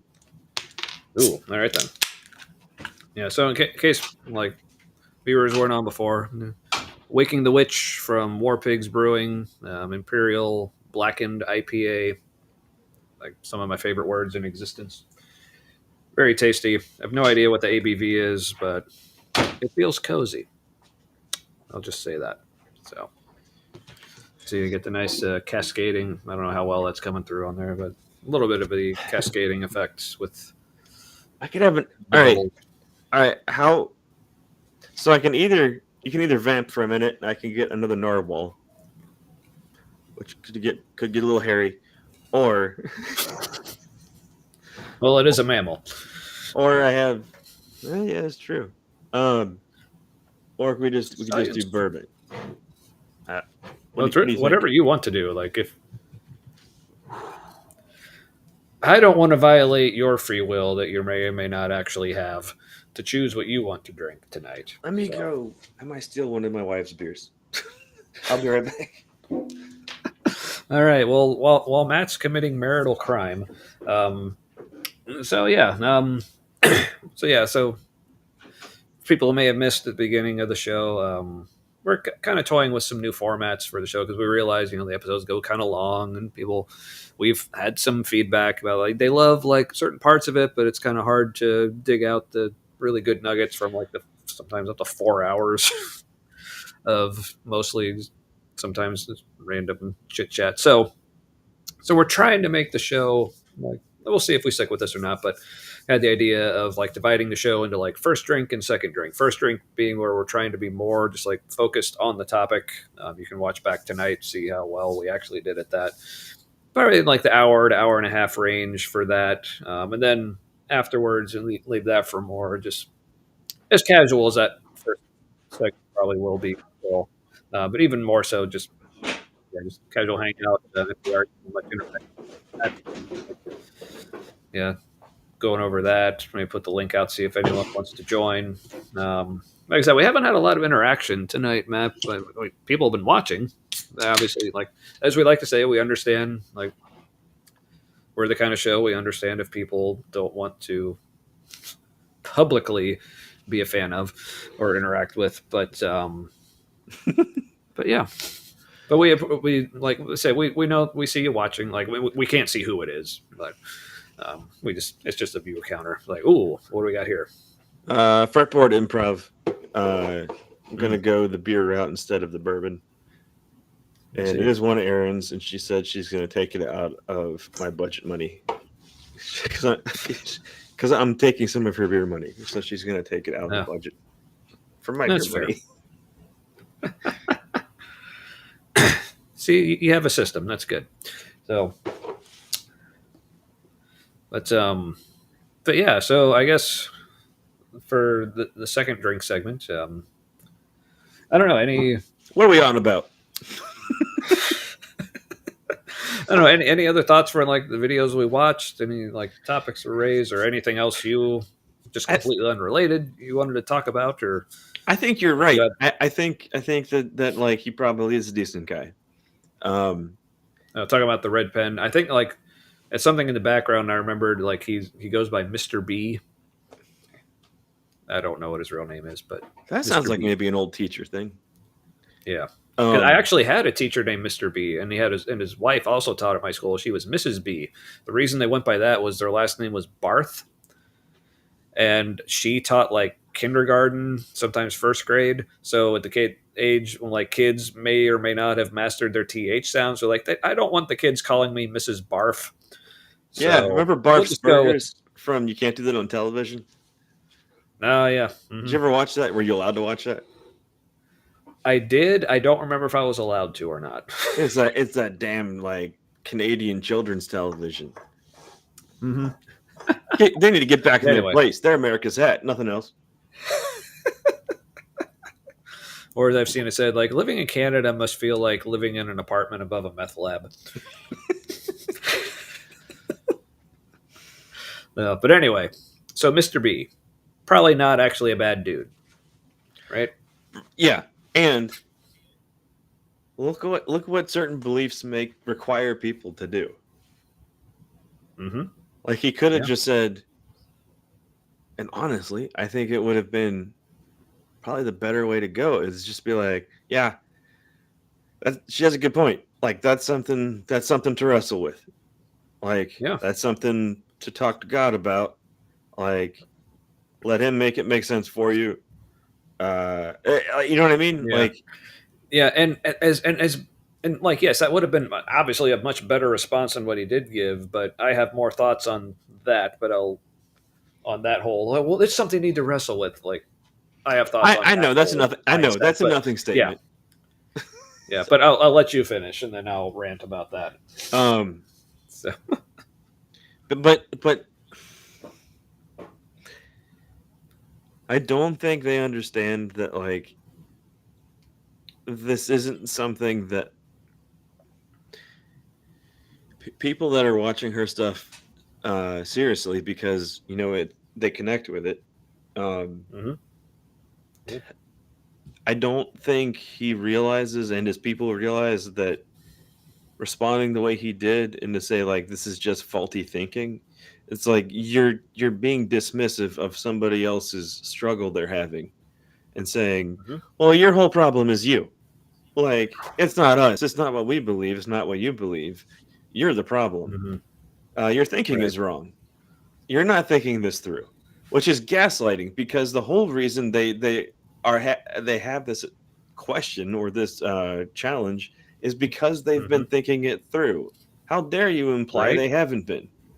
Like, Right, and I've heard like she did like an interview where she gave like more of like her background and her like story and like testimony, as it were, of, like life as a Christian, what that was like for her, what led to her deconversion, and like all the things like. And it's like so basically to tell some like so she all that to say like she knows what she was taught as a Christian.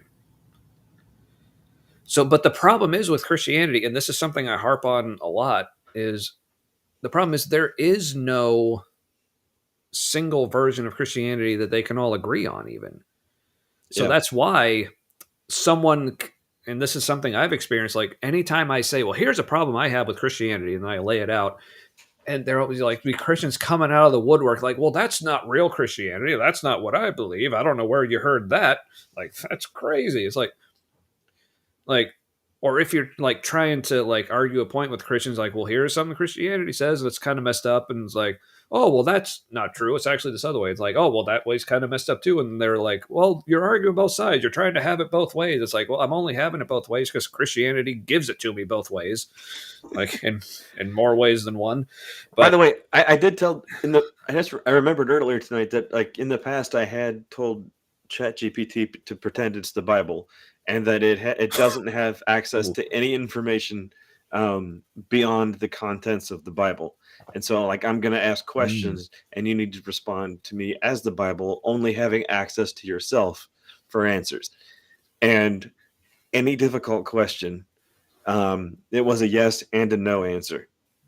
And I'm like, well, which one is it? And basically, the Bible does not have the ability to tell you which one it is. Right. It's a Yeah, spectrum, and it's and the answer's somewhere on there. That's the best it can do. right. Yeah, I mean, this is basically what we were talking about earlier with the whole like having like you could set it up so like the Bible could debate itself, or what I was saying like specifically on the issue of like whether or not you can lose your salvation. Like I've seen it presented like there are verses that say you can and verses that say you can't. So, so going back, like, so when people like Mr. B talk about people like Eve, I think her real name is Promise, actually. That's And precious. she's public with, and she's public with that. I'm not like doxing her or anything, but she, but yeah, just like what she's presenting is what she was taught was Christianity, and then this is her response to it. So it's like no matter what anyone says about Christianity, like I said, you can find a Christian saying, "Well, that's not what I believe." So I don't know, like Right. And we it's we used to go to a church that who we call Shoney's. We won't because they may or may not be litigious. We're not sure, and we don't want to find out. Great bacon on the buffet, though. Yeah, when we there was a bacon weekend. That was a good weekend though. Mm-hmm. Bacon on your way out, man alive. Yeah. Yeah, and at Man Camp, had some good food, at least for like the MASH team that we actually prepared one time, which was fun. That was good food. So yeah, I might do that again. Just fuck the system from the inside.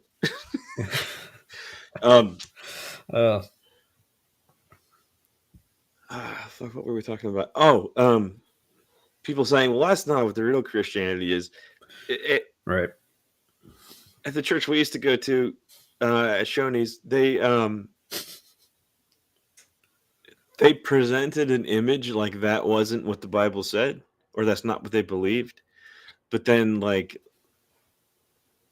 the deeper you got into the church or the organization is a better way to say it, it became more fundamentalist. And so when people say, well, that's not how it really is, it's like, it kind of depends what level of experience you're having with it. Surface level, and if you don't go very deep, like our old church could be all right. But the further you get into it, and I'm saying like further into it, that could be even like you listen or attend every week. You're starting to get further into like indoctrination that isn't the image that's presented. The message is different than the brand. Right. Yeah, or the mission is different than the brand sometimes. Yeah. Yeah. Mm-hmm. And it's like, basically the way we like to summarize it is like the mission is people, and we don't care how many people we steamroll over to help people. Yes. Which means we're playing favorites with people. And it seems like some of our least favorite people are the ones who work here. Yeah, basically, like you're signing up to be expendable to join the mission. Yeah. So. And I do know somebody who used to work at that Shoney's. Doesn't anymore. Found out recently they don't work there anymore. But I'm good for them. Praise Jesus for that. Yes. Praise non-existo. Or yeah, my favorite is like, thank God is portrayed by Morgan Freeman. Praise Yeshua Jesus for that. I have heard people say that. Yeshua Jesus. Yeah. Just covering our bases. and somewhere in the Middle East, out of the dirt of a mass grave, a skeleton thumb pops up. No problem. Yeah. Somewhere in Palestine. Somewhere in Palestine, a Palestinian takes it on the chin again. Like, this is I don't know. It's Jesus was a Palestinian. It's like if we're talking about like regions, like Palestinian, and there's so many Christians supportive of fucking over as many people who have like genetic links to the real Jesus. Right. It's like, Yeah. Genetically, these aren't even the least of these. Right. Yeah. I mean, and because this the least is of like, these biblical concepts, by the way, not hope nobody Right, hears that in a right. racist way. right. Yeah. Yeah. But that's one of those things. Like, I think people underestimate the effect of having so much like art and iconography about Christianity, specifically when it comes to like depicting Jesus and God, or really anyone in the Bible. Like, how much of that is like Renaissance art that's like depicting them all as white people? Like, because I mean, if you actually like bring it up, like most Christians, they'll actually say, okay, yes, we understand Jesus wasn't white, and they might like, yeah, that annoys me too, like, but notice like the different reaction that you'll get from, and again, I'm speaking primarily of like American evangelical Christianity because that's what we're mostly familiar with, but compare the reactions you get from Christians when they see a painting of a white Jesus and they'll say, okay, yeah, we know that wasn't really how it was, but compare that to when they see a painting of a black Jesus or an Asian Jesus, which is a common phenomenon. People across the world have done Yeah. that because they're like, I relate to this story of Jesus. Like, I relate to Jesus. And so, like, Yeah. portraying him as them or them as him, Yeah. like, portraying themselves as him, like, that's totally scriptural. Like, that's very biblical. Yeah. So in that sense, there really is nothing like wrong with like portraying Jesus as white. The problem is when that becomes just so normalized, and this goes back to like the whole topic of like colonization and like how like we discussed that like in terms of like evangelism and stuff like several episodes ago. But but it hasn't occurred to me like until like in my adult life like just how much of an effect that it had because my earliest memories of hearing Bible stories was like again like from my parents, usually my dad, because he was like the one who always did like the bedtime story routine. It's like we had a book that had Bible stories. I don't remember if it actually pulled like this like actual verses from the stories or just like told the stories generally, but it had pictures, but like all the pictures were, I mean, I don't think they actually were like actual like Renaissance paintings, but they were almost like kind of in that style. Right. So it's like everyone in the book, Like like Mary all was the wearing a Bible blue characters, thing and all that. yeah, it's like all the characters were white. So that was like my earliest like images of these stories. Like I wasn't thinking about it consciously. Like, oh, these were white people, So Yeah. like me, it was just so. But that was just my view of these stories. But I think if my earliest, and also just being in a like a nicely bound book, like even like our Bibles. Now I think what's like really like changed my view on the Bible, even going back to like my final days or years or whatever as a Christian, when I was like deconstructing, like when I started to imagine it more like when I'm thinking about these texts and like what were they were like in their original forms, like viewing them as like like on papyrus, like in Hebrew or Greek or whatever it was, and like being written down by not white people, like in the Middle East, in in Rome, and with very wherever different Paul was. cultural context. Yeah, it like completely changes like my image of like what these stories are. And makes it more like what was fascinating actually too, at least for me. Like it's way more interesting to me now Yeah. than it was when I was a Christian. Yeah, I mean, well, yes and no, like, but like in different ways, I guess. That's a good point. Yeah. Yeah, because really what it's done to me is, I mean, I know like you and me, like our backgrounds are different. We have different baggage with different things. So I think you and me have maybe had like different reactions to it. So like for you said, like what you said, like, for you, that's made it more interesting for you. But for me, what it's done is like, it's made it so much more mundane. Like, cause I guess my reaction to it is like, okay, this is just another ancient Near Eastern religious text. Like all like like how many hundreds of others that like no one gives a shit about, Right. you No, know, and I it's agree all with the that. same. No, and it is just another one. Mhm. And this is the one I have a connection with. And so, Right. like, Mhm. like Yeah, I can't which get and rid that of, makes sense too. Yeah. so, yeah, you're right. Like we had a little bit of a different thing going on. Like I grew up Catholic, and Hmm. but not many Catholics read the Bible. I know Protestants would be shocked, but no, like we don't, and because not we. Man, I still consider myself part of that group. I'm like a Catholic in exile or some shit. Uh, um, so Catholics don't read the Bible because somebody else is doing. We pay somebody to do that for us. Like that's what Yeah. the priests are for, the deacons, and man, like even more so the nuns and the monks, because what the fuck else they got to do? Like Right. they're gonna figure this out, and we're gonna get the distilled Yeah. version of stuff they've worked on. That's what we just assumed. Yeah. And I was always amused by Wait, and the like readings of service, it would always be something that was only like not. I was gonna say 5 minutes long, but I'm talking in Protestant time. Then this was probably like a minute at most from the Bible, yeah. and then the priest would, and it all had to do with like the calendar where you were on the on the Catholic calendar for the year. Like, is this the month that we're supposed to feel bad? Is this the month that we're supposed to celebrate? Is this, and like there's something to that. Oh man. Like if you're all into it and you're like going through and you like reflect on things from your own life that you're ashamed of or that you're excited about, Yeah. like there's something cool Yeah. to that. But like the scripture, Yeah, like and Bible I was think this not is a big part of that. yeah, and I think that's the problem with like religion, because like you said, there is like the problem with religion and other ways of thinking as well. It's like you'll find things that, okay, like doing things with this kind of rhythm or in this kind of schedule, or even like, okay, this there can be like some benefits to it. But like what religion does is like, oh, then that means this is the only way you're allowed to do it. Right. Anything else is So, bad. right.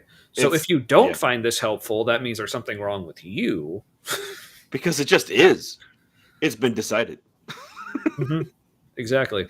But going back to the whole like how Catholics haven't read the Bible, like there's something Richard Rohr said about that I still find amusing, and it's kind of funny because thinking about it, like, okay, that actually makes sense.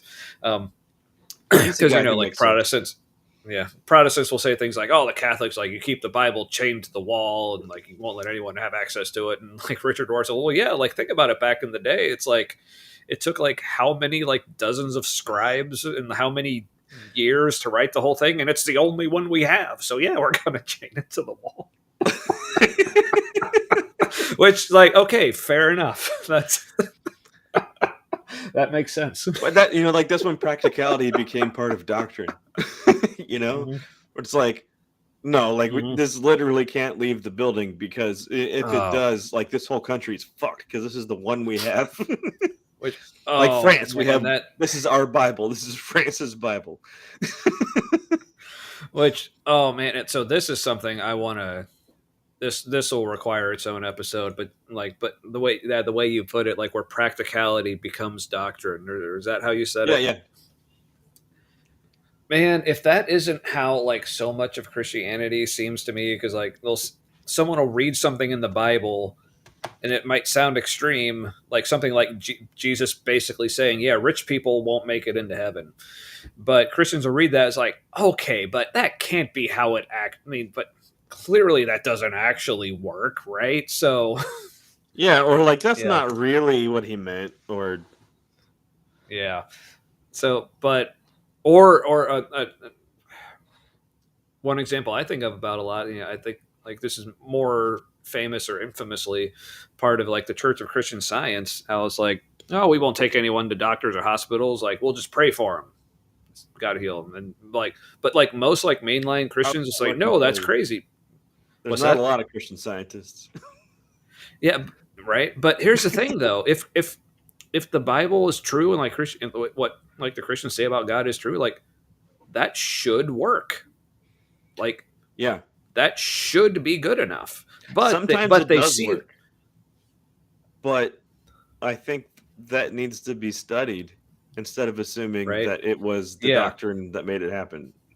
right. But the problem is, it's like these Christians, like because their Bible literally will say things like, "If you need something, just pray." Like Paul even said that. Like that's kind of his solution for everything. Is like pray or give money or I don't know, That's cut the off your dick perspective or of I don't remember somebody what he who said. is who But isn't trying to survive day to day. You know what I mean? Like, right. Well, also you also have to remember that like from all indications, it seemed like Jesus and Paul were pretty convinced that the world was like literally about to end. So yeah, and they so weren't wrong exactly. They're like, yes, the world as they knew it in well that area had already well ended because Rome took over. well, but in the way that they thought of it, they were wrong because they were thinking like Right. apocalypse, Armageddon, second coming, like all that. No, But anyway, but what I mean is like that belief about that kind of world ending was a projection of the emotional response they were having to what had already happened. Like Rum came in, there it never goes back to the same after Rum comes in. yeah, So like yeah, it was apocalyptic, and I think they mhm, projected that onto the future because yeah. maybe they're Well, in denial that like things had already ended, and they're like, "Oh, wait, we need to be prepared for what it really does." right. Well, because think about it, like that's really what apocalyptic literature is all about. It's like, okay, all this crazy shit's happening to us that seems so like oppressive and unfair. So we're basically just gonna write a bunch about how God's gonna like come back and like fuck shit up and like in our favor and set everything right. That's basically what apocalyptic literature is. So yeah, exactly. That's what it was all about. Them saying like, okay, Rome's here and like fucking up our shit. It's like so we'll write a bunch of stuff about how God's gonna fuck their shit up instead. And It reminds me of the death card in the tarot deck. It doesn't mean literal death, but it can. But it means more that like something is completely ending and something new is beginning. That's the yeah. symbology behind it. Hmm. Um, and so that's kind of Mhm. how apocalyptic literature is. Like I think in the West, it's been turned into like a one and done. Like the everything is ending because, of course, what we have is the only thing that Right. could ever be had. Right. And and this is something that like see, I've been trying to find like a more like succinct like written version of this because I've only heard this said by Dr. Kip Davis like on like interviews and like live streams and stuff. But when he talks like so for people who don't know, Dr. Kip Davis, he's a like specifically I think like Hebrew Bible scholar. Like he's like Yeah, particularly like the Dead Sea Scrolls, as in like he's one of the few people in the world who have actually like been like looked at the Dead Sea Scrolls and like studied them, like that kind of thing. And and they so allowed like that because of how much he already knew about them. Basically, right. like he's So that basically, into it. yeah, so he knows a lot about like Hebrew and ancient Judaism and like all that stuff. So he talks about like apocalyptic literature, and then but then comparing it to like modern day Christianity, and he says this is why this is such a problem. This is like because apocalyptic literature traditionally is the literature of the oppressed This was writing an about excellent their point. oppressors. Say it again. And the so apocalyptic literature is the literature of the oppressed, talking about their oppressors and how God is going to vindicate them from their unjust oppressors, like the imperial, like the Roman imperialism. That's the word. Or, but basically, like that's what, and not just, and not just in like the Hebrew Bible, but in general, like in those cultures, apocalyptic literature is like any culture who is experiencing oppression Hmm. writing against their oppressors and how God is going to vindicate them against their oppressors. The problem is, most places in the world, Christians are the ones in power, if not the actual oppressors. So Yep. when you have the literature of the oppressed seeking vindication, but those people are already in the place of the oppressors, that's the recipe for some real shit. Because then they see the oppressed as the oppressors, and then you just shit on the heads of the oppressed until they're dead. Because look, and again, I mean, like that's colonialism in a nutshell too. Is because you move into an area and you see the people fighting back as the ones oppressing you, and and then you have a culture built on well, yours is mine and not so much yours anymore. Right? Yeah, because look at it, and again, in the context of like, American evangelical Christianity in particular, look like who like have such a martyr complex and have for decades, if not centuries. And I gotta say, the people in my life who I've seen have this attitude are like upper middle class, if not wealthy. The people that I knew, like in the Christian, like spiritual warfare circles, it's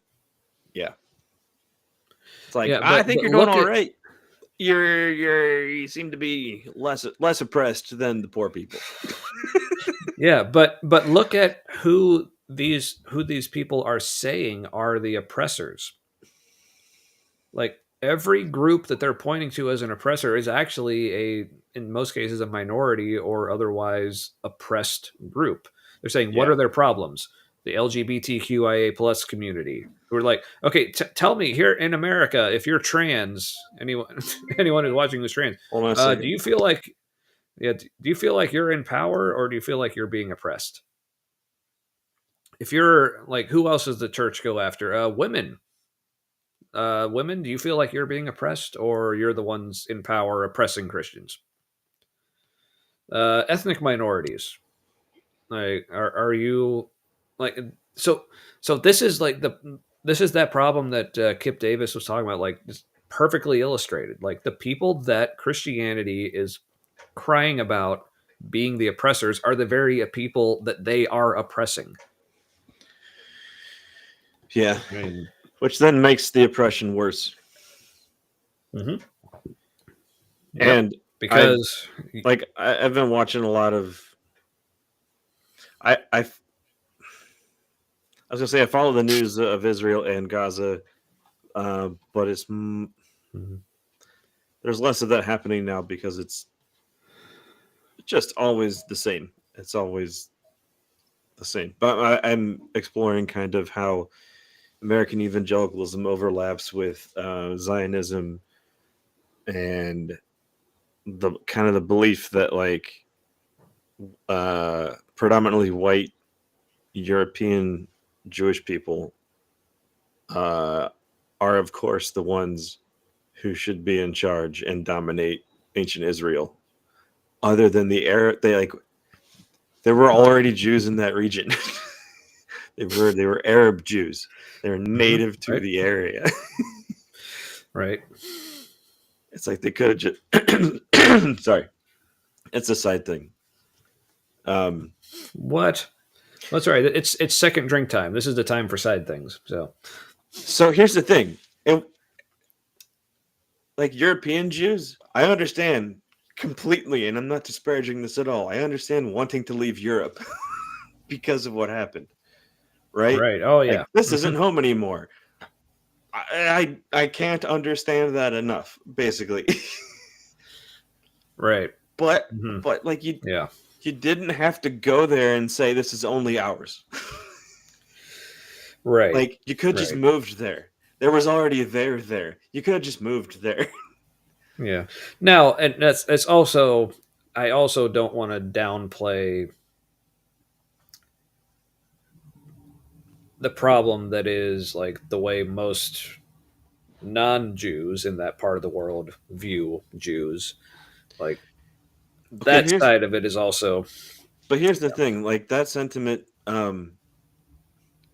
there was a lot more living in harmony.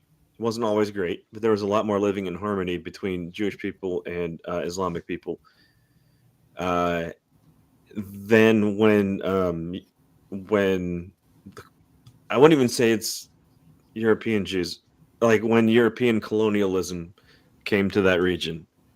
and that method and that like viewpoint was imposed on that area, then anti-Semitism surged, and it was because there were people who called themselves Jews who came. I'm not saying they weren't Jews, you know what I mean.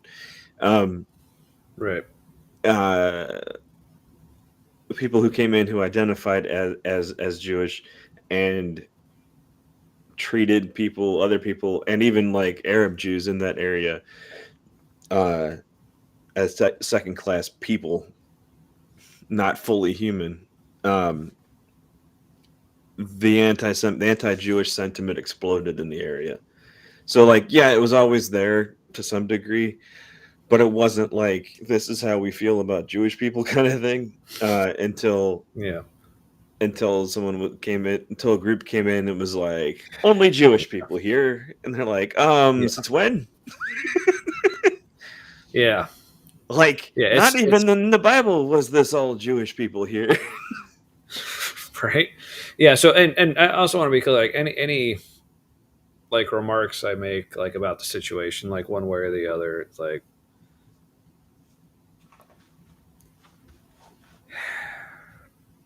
yeah, basically it's like, in case you haven't noticed, it's a complex issue. And I fully admit to knowing next to jack shit about the whole thing. So if I'm making comments, I'm not saying, well, this is how it is. Like, I'm just, here's the thing to point out. Here's the thing to think about. But no, I feel like, I mean, there's layers of awareness of the situation, and I don't know everything, and I'm always surprised learning new things. Yeah. Now, it could be, because like I often think about again, probably infamous quote by Netanyahu saying like, if Hamas laid down their arms tomorrow, there would be no more fighting. If Israel laid down their arms tomorrow, there would be no more Israel. That's probably like, I get what he's saying, but also think about, okay, but why is that? Right. And then also, I also don't want to downplay, like, if I, as a person who is like atheist, especially, or like anyone else out there who may be like, whether it's like feminist, LGBTQIA plus, if you're going to the Middle East, like, where would you be allowed to exist? Israel's probably the only place. You're still a second class citizen, but yeah. Right. But I'm saying, like, I'm not saying that, like I said, I'm not saying that completely exonerates Israel, but all I'm saying is that ain't nothing. True. That's really, no, good and bad things. Yeah. For sure. Mm-hmm. Yeah. So, but I'm like, when I look at the crazy part, like, though, like before the U.S. got involved, Iran was headed there. It was headed towards being a liberalized society where, like, maybe not everyone would be on board with you being like queer in some way, but like they also wouldn't try to kill you.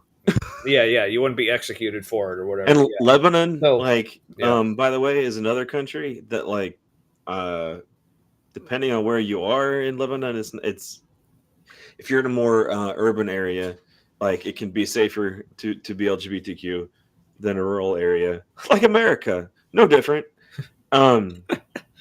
Yeah. And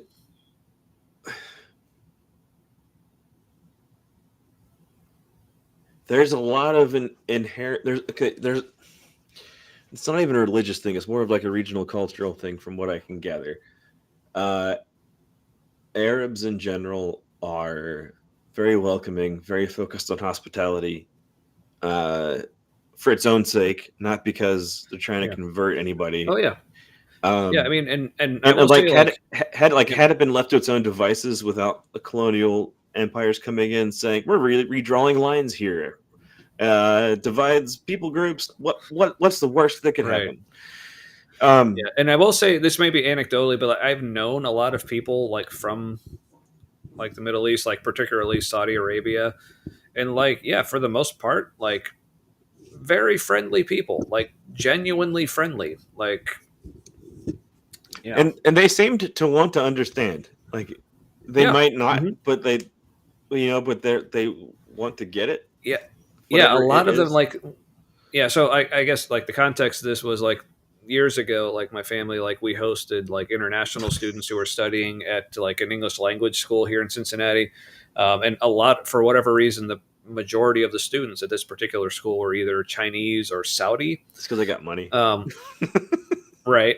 Yeah. But I guess like particularly like majority of like the people from Saudi Arabia that we had, I mean, and other places too, but just since we're talking about that part of the world, the students we had from Saudi Arabia for the most part, like very friendly, but like I said, but they were very devout, and they would want to have like deep conversations with us, about faith and religion and all that stuff. But it was all like it was all friendly conversation, but they wanted to have those deep conversations. They wanted to know what I thought. They wanted me to know what they thought, and it was cool. Yeah, it seems like the culture is such that like they want to be challenged also, like they understand the value in being challenged. Mm-hmm. Yeah, and one of the best moments. So this, while we were doing this was when I was still Christian. But I remember there was this one Saudi student in particular. We were having this conversation, and it basically came to the point in the conversation where we basically said to each other, "Oh, so you think I'm going to hell? Like, yeah. You think I'm going to hell? Yeah." And we both just kind of had a laugh. It was like that level of like, yeah, but you're like, it's just a thing. Yeah, but the thing is, but with the same student, I don't know if this was during the same conversation or not, and this was still like one of the most chilling, like personal interactions I've ever had with anyone. Because probably also at this point I was still very much like pro-Israel, for all the conservative Christian I remember that reasons. But yeah, we were there together. It was fun. But again, like you said, like what the way like a lot of the Arab or like non-Israeli Middle East views Israel nowadays, it's like I don't condone the way they view Israel, but I'm not saying, but it's also not for no reason that they view them that way. Like anything in the Middle East, it's complicated. But yeah, we were like I said, we were even to the point of like laughing about it, like comfortable with our differences of beliefs and everything. And like I said, just really friendly guy, always like super happy and everything, like genuinely nice dude. But when he started talking about Israel, it's a shame he was like, going to hell.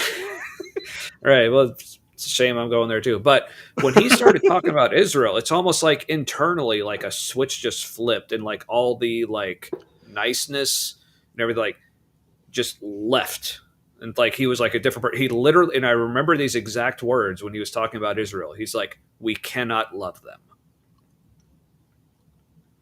and it was like one of the like coldest, almost inhuman things I have ever like personally like experienced a person saying.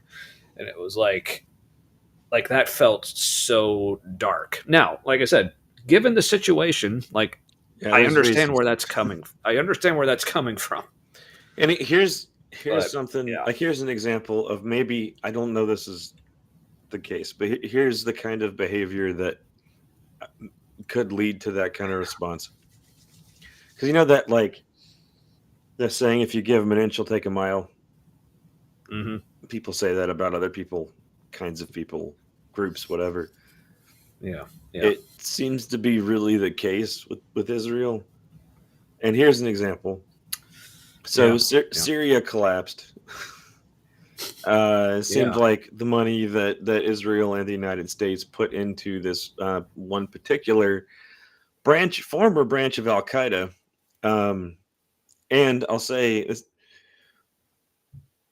I'm pissed about this a lot. The guy who's now in charge of Syria used to be, so the HTS, I forget how you say that in Arabic. It's being dissolved, but it was formerly a franchise of Al-Qaeda.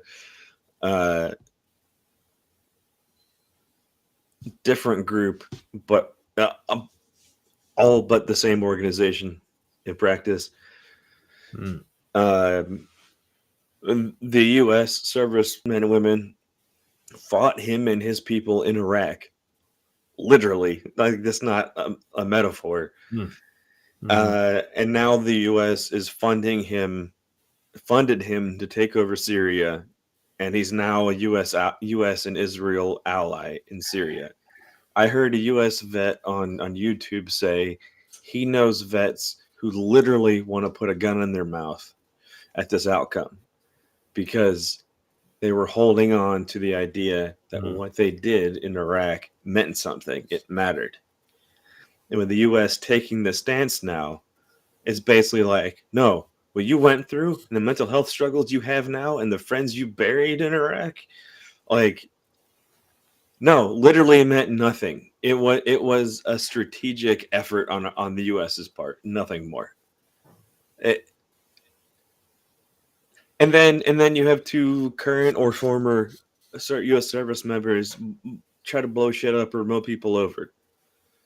Like, those are people who think nothing matters anymore. And when they were both veterans of Iraq and Middle East stuff, or at least that like war on terror effort. I mean, there's a shit ton of broken people, and right now in Syria, like Syria got out of control, and one of the stipulations it seemed for letting this particular organization take over Syria was that they would take a neutral stance towards Israel. And what has Israel done? They've taken over strategic heights in the area where they can literally monitor Lebanon as a country from this particular mountaintop, most of southern Syria, and now they can see any weapons coming in from Iran, almost without the U.S.'s help because they have a better vantage point than secret U.S. bases in the south of Israel.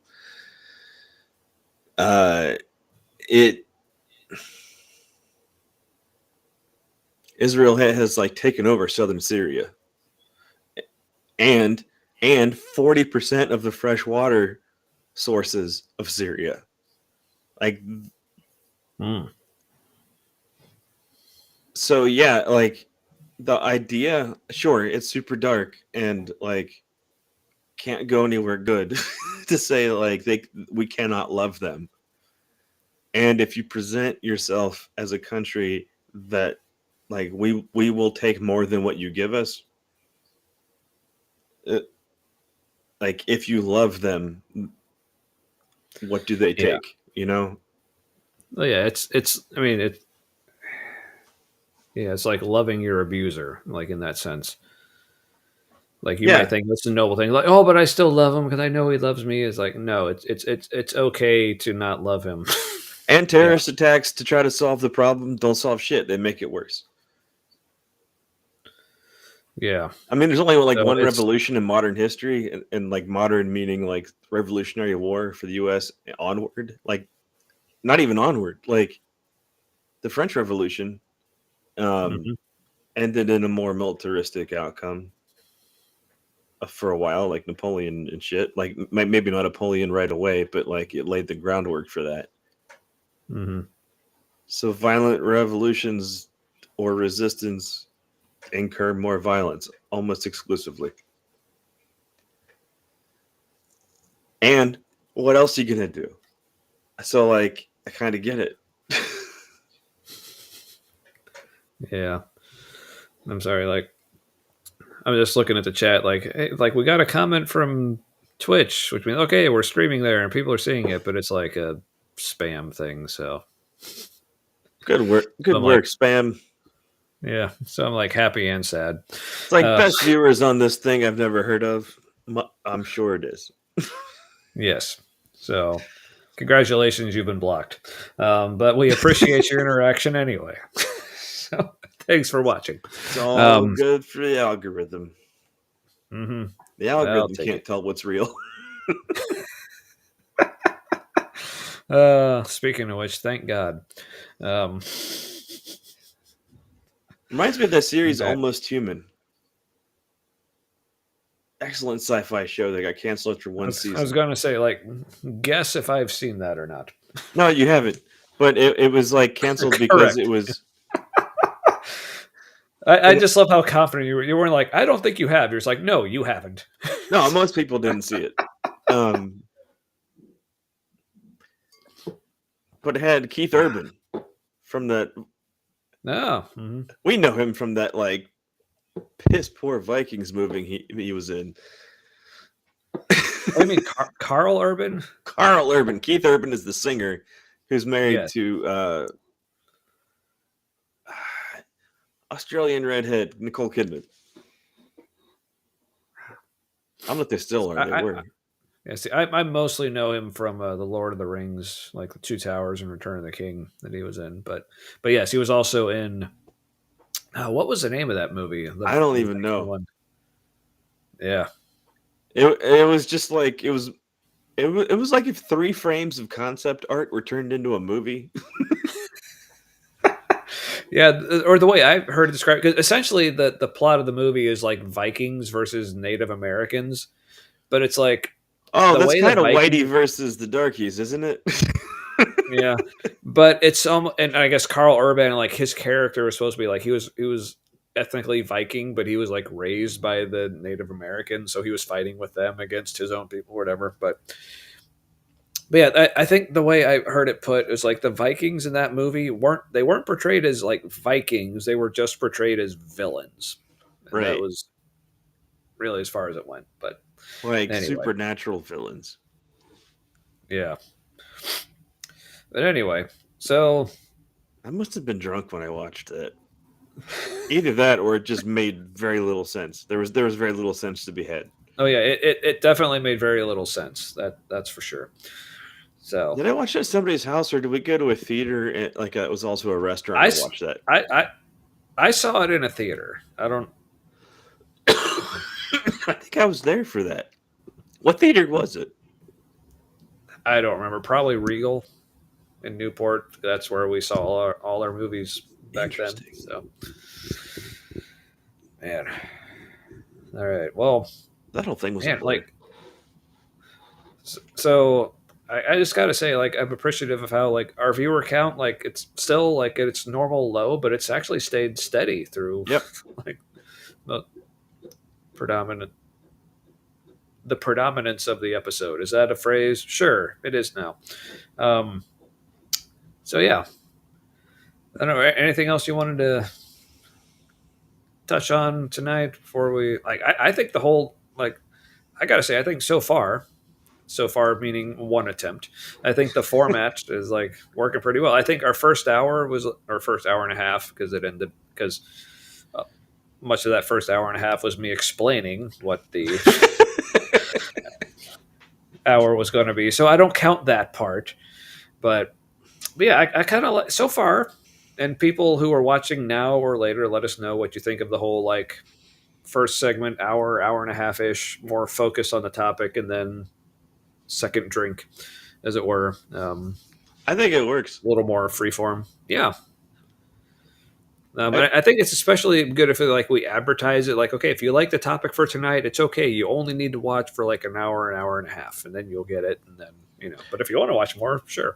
But yeah, so like I said, people in the comments, or I know there's some people who maybe watch the show who don't like to comment publicly, but maybe like the private message, that works too. Yeah, let us know, in whatever manner. Yeah, let us know what you think of the format or the idea. Yeah, I think it could work so far. Like this felt good. So and also like, do you like the whole like us reacting to videos? Is that something you want to see us do more often? That's something I think we want to do more often. We're thinking maybe like a once a month kind of thing. We also still want to mix in some guests, and then also, obviously do some more episodes where just the two of us just discussing a topic. I think next week I want to do the at least the promotional video, maybe more. There's a lot.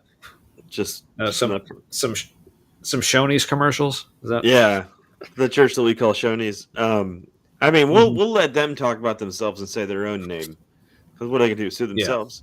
Yeah. Now, and also like to like. I feel like it's kind of, I don't know what the phrase I'm looking for is, so I'm just going to say what I'm going to say, and people can decide what phrase I should have used for this. So I will say, like, so we're going to be talking about this church at the same time. Like, it's a church we both used to attend. Our families did, obviously. Now, my kids do still attend this church. Yeah. So I'm going to try to be like very careful about things, I guess. So we're going to be less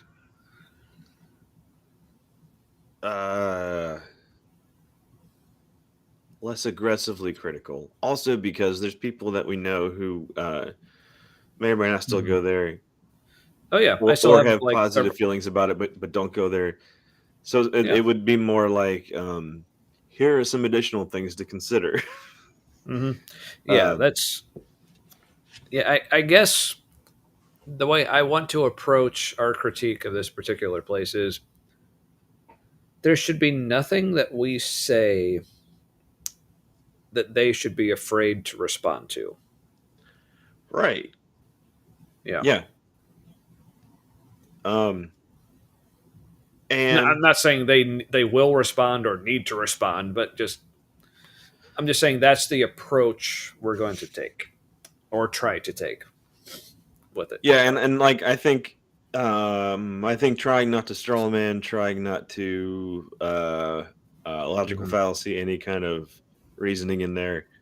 Right.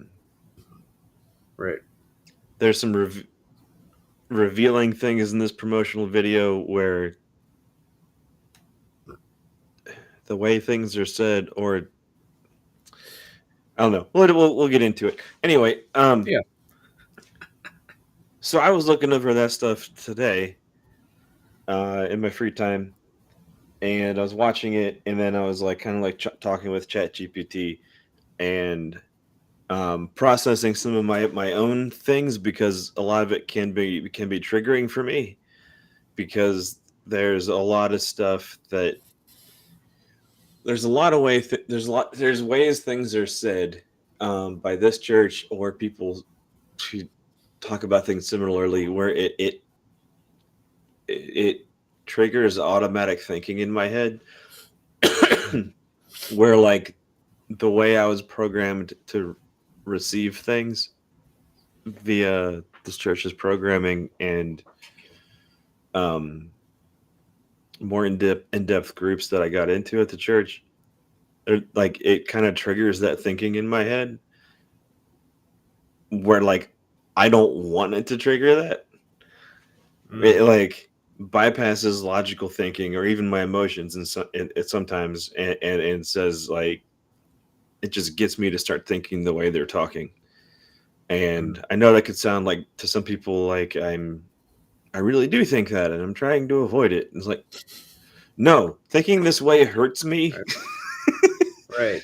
And like, I don't want it to happen. Like when I think that, it hurts me, not like, oh, after the fact it hurts me. No, like, because I have to bury parts of myself in order to follow along. Yeah. So I was discussing with ChatGPT, and I was like, am I off base? Here's what I'm getting from this. And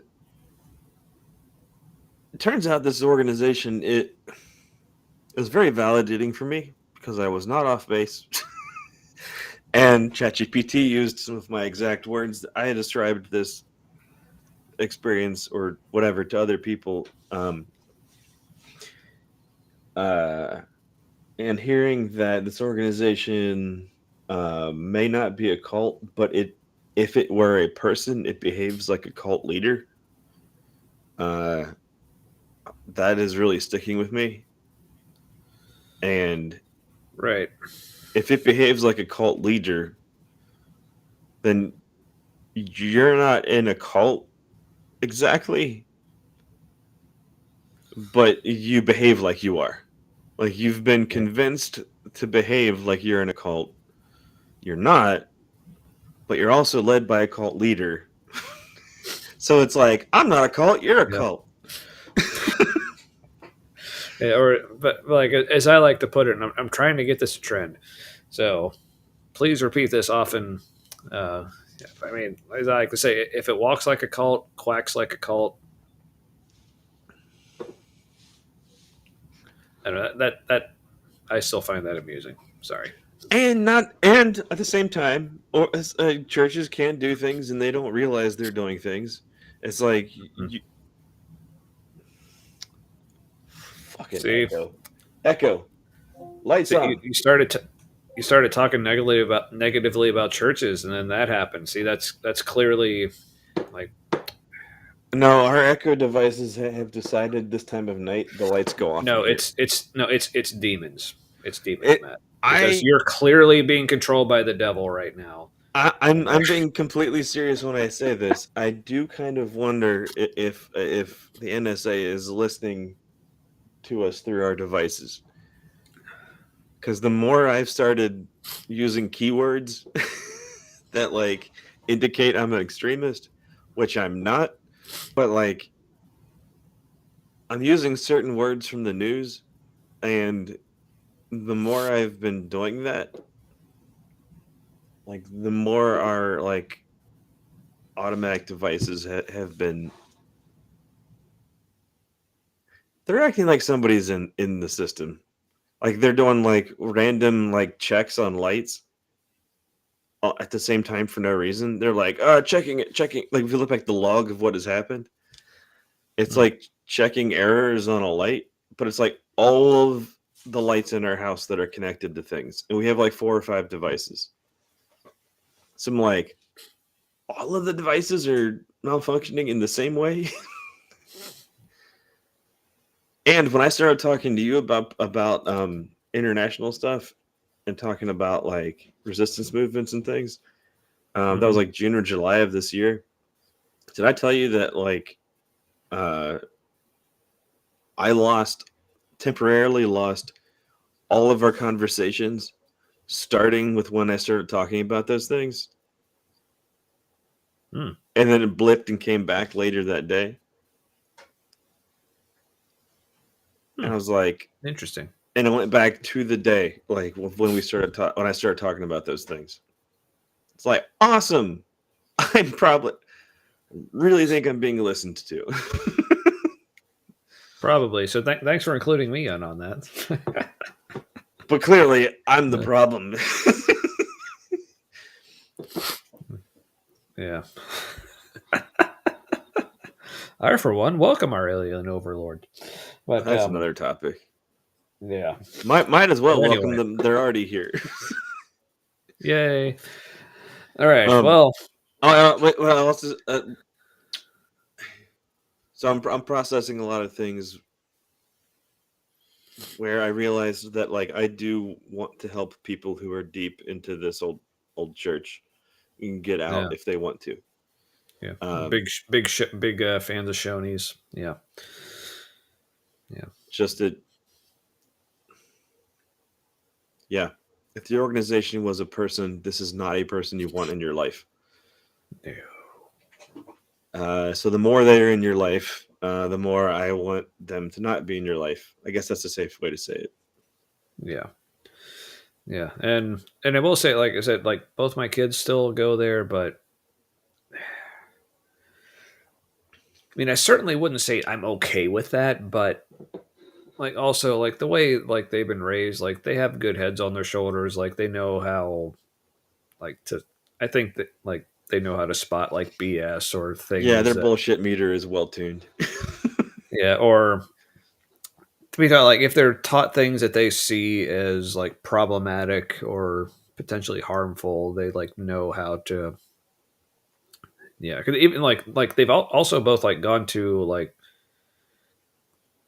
Catholic Montessori schools, like all the way like yeah, like my son, like he still goes to a Catholic Montessori school. My daughter goes to a Catholic high school, and they both like we've had conversations with them about some of the, like things. I guess particularly at the high school and like because like the elementary school they go to like it was like so like it was technically Catholic, but like honestly like most of the time I forgot it was a Catholic school like with how not like overbearing with that sort of stuff they were, and they actually like tried to like intentionally make it a diverse community, like not just like racially or economically, but even like diverse beliefs. Like they don't care if you're Catholic or not, like to go to their school, like which I really appreciate. Because everybody's money spends the same. Exactly. But I also appreciate like their tuition is on a sliding scale, which is the only reason we could even ever afford to send Catholic them there. hospitals are good for that too. Yeah. Yeah. But anyway, all that to say is like it's yeah. I guess that's just to say like with all the problems I still have with Shoney's, like I guess I'm just thinking back to most of my memories of actually going to a Shoney's. It involved like the breakfast buffet. Where it's Right. like, so I guess the way I would like to use that illustration, like my kids know what food is good and what food is crap when they're there. Yeah. So The eggs look good. They might taste all right. They're also a mistake. yes, but the bacon. Anyway. No, the bacon is always good. Yeah. Yes. All right. So yeah. So like I said, like it's our first run, but I'm kind of liking this new format. I think we did pretty good at it. I think our first once we actually got to the first hour, which was about a half hour in. Yeah, I think that. We'll get in there faster in the future. Yeah, because this like this week it required some exposition to get us in there. But I think like starting next week when we can like just hit it right from the start and yeah. So hopefully this is good for you. Again, like for like anyone viewing, like yeah, please like give us your feedback, like what you think of formatting the show this way, if you prefer it to the old way, or if you for some reason prefer our old way of just like rambling and going off topic the entire 3 to 4 hours. And you just kind of like meandering with this. I mean, if you honestly like that, let us know. But yeah, we're just trying this out, see how it works. Yeah, if that's better, then like we might put in the effort to pull clips out. Yeah. Like again, like if we get enough response from people saying like yes, please pull clips, then yeah, well then we may actually put in the effort to do so. But also like, but as we're trying the new format, if you don't like it, if it's not working out, you can just blame my therapist. But anyway, but speaking of which, like again, just general PSA, like I think therapy, some kind of counseling, whatever, is good for anybody, whether or not you think you need it for anything specific. Yeah, just talk to somebody. Talk to someone who knows what the hell they're talking about your shit. I'll say like I feel things like deeply that I don't like saying that out loud. I'm uncomfortable with that. I feel things like heavily, and I had people in a small group like not acknowledge that once, and I was like hurt, but like also I realized that I also don't know what I'm feeling. I'm like I'm feelings, they're pleasant or not. That's all I know usually. And like giving them a name is really difficult because of autism and ADHD. And so that's like my big thing with the therapist is like, I have feelings. What are they? And then she's like, I know you are, but what am I? That kind of thing where she's like, no, you tell me what your feelings are. And like, I think there's been a misunderstanding. Yeah, because that's one thing. Like, so like with my therapist, she primarily uses a method called like ACT or ACT, like called like acceptance commitment therapy, which I don't remember all the specific ins and outs. I just remember like she sent me like some YouTube videos to kind of intro the concepts or whatever.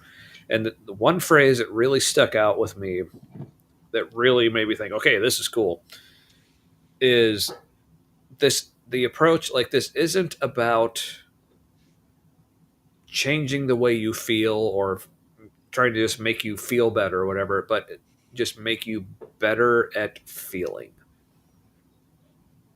And I'm like, yes, I need that. So, yeah. My therapist uses dialectic stuff, which is Hmm. helpful for me. Mm-hmm. The ACT also sounds. Is that what it is? Oh, ACT? You said? Yeah, or ACT. Yeah, Sounds, acceptance, commit. That sounds good It, too. it seems like the gist of that is like whatever like thoughts or feelings you're having, it's not about like judging them or labeling them as like good or bad, but just like accepting them for what they are, like acknowledging them and like processing them, and Yep. like thinking, okay, is this something I need to dwell on or not? Like I'm still like, I'm not going to try to like deny that it's there. Or That's a very Eastern Yeah. Eastern religion compatible way to do things too, like a meditative way to approach things. Like acknowledge Yeah. it's there, kind Yeah. of seek to understand it, not judge it. All that. Yeah, because another big part of it, and like, has been like mindfulness exercises, like meditation, stuff like Yep. that, which I've realized starting out. And she said, like, yeah, this is the case for people just starting out. But initially, like, I realized how much I suck at it, and so yeah. But it gets yeah, better, and you go fun. deeper. That's been my experience. Mhm. And Yeah. then you're like, where am I? I like this place. And it feels more real than real sometimes.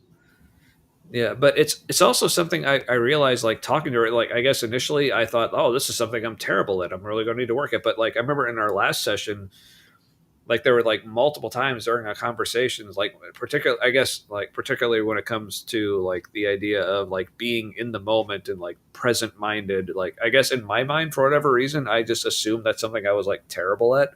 But like, as we were talking, like, there were multiple times during our conversation, she said, oh, see what you said there? That's great. Like, present moment thinking. I'm like, oh, I had no idea I was actually good at that.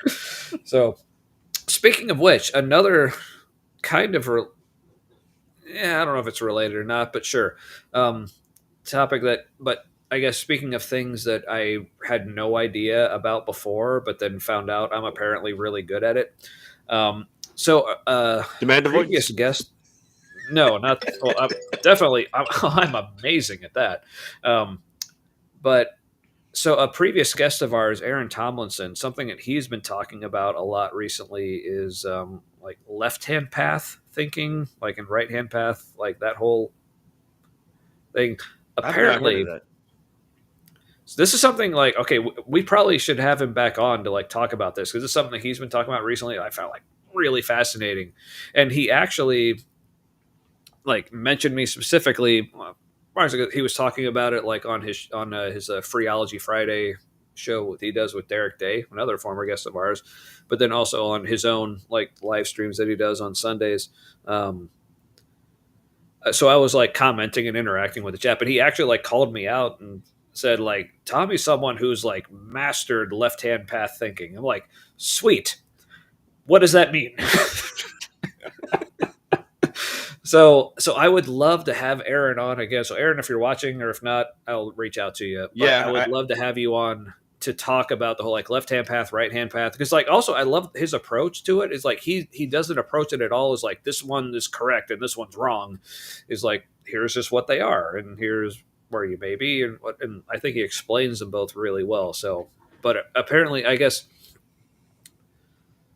gross generalization, like, way to look at it, like, right hand path is all about, like, the way he puts it, like, most religions are very right hand path, where it's about like denying the individual, like, for the sake of the collective, and like, yeah.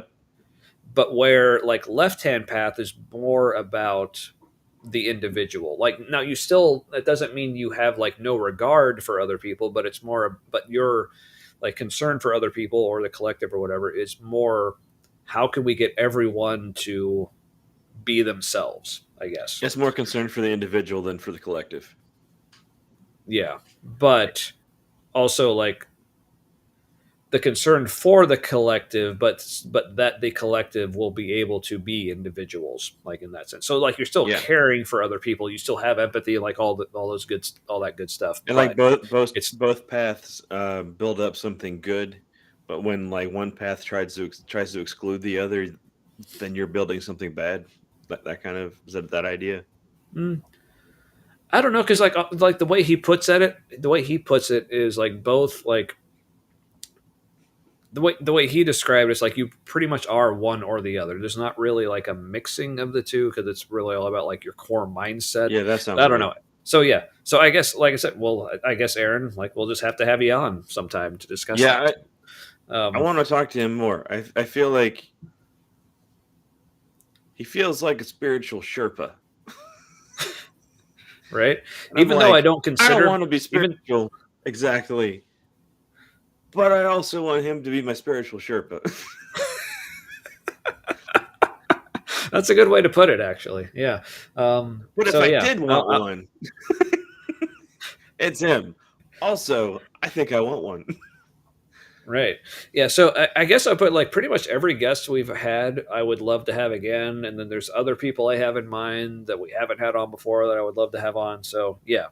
I guess that's something to look forward to in the coming year. In addition to like the new format, we're going to like try to work out and see how that goes. But yeah, definitely like all our former guests like Aaron, Derek, Jimmy, Jamel, Keith, Barnes, whoever else wants to just jump on randomly. I have other people who we haven't had on before who I definitely want to like. Yeah, I would say I won't mention them by name, but only because I haven't actually reached out to them yet. Yeah, there's good conversations to be had. Deep stuff. Yeah. Yeah, or if there's anyone watching, like if you want to be on, even if we haven't like mentioned you or thought of you, like reach out to us if you want to be on and talk about something. Like that's something we're definitely open to. So we're just trying to get to the bottom of what's happening. Right. And we'd like to know what's happening with you. And like not saying we like necessarily agree, but we still want to hear from you. Like what's your perspective on all this? Because I don't think any of us know what is specifically happening. We all have perspective on what's happening. Mm-hmm. And somewhere in the combination of all those perspectives is a good indication of what is really happening. I don't know. I think we need everybody's perspective to figure that out. Yeah, or at the very least, like to not, even if we don't actually figure it out by hearing other people's perspectives, at least just understanding each other better. Right. And I think understanding each other gets us closer. Yeah. I'm not saying like we can know the answer to what's happening. I don't think we can. Yeah. I would say at very least it gets us closer to like not being dicks to each other. Yeah. So that sounds appealing to you. Sounds appealing. Yeah, and like we all survive if we stop being dicks to each other. Yeah. So it's good for everybody. Good for the collective. All right. Good for the individual. It's left and right. See, left and right. On my end, I didn't see the transition from you not doing thumbs up to doing thumbs up. It was just like it flipped from one to the other. Hooray, lag. All right. Well, I guess that's good a note as any to end on tonight. But unless you had any. My last thing is, having bourbon in a glass that had an Imperial Stout in it first, then an IPA, and then bourbon, I think is the best way to have bourbon. Because just the aromas, it's all of the experience.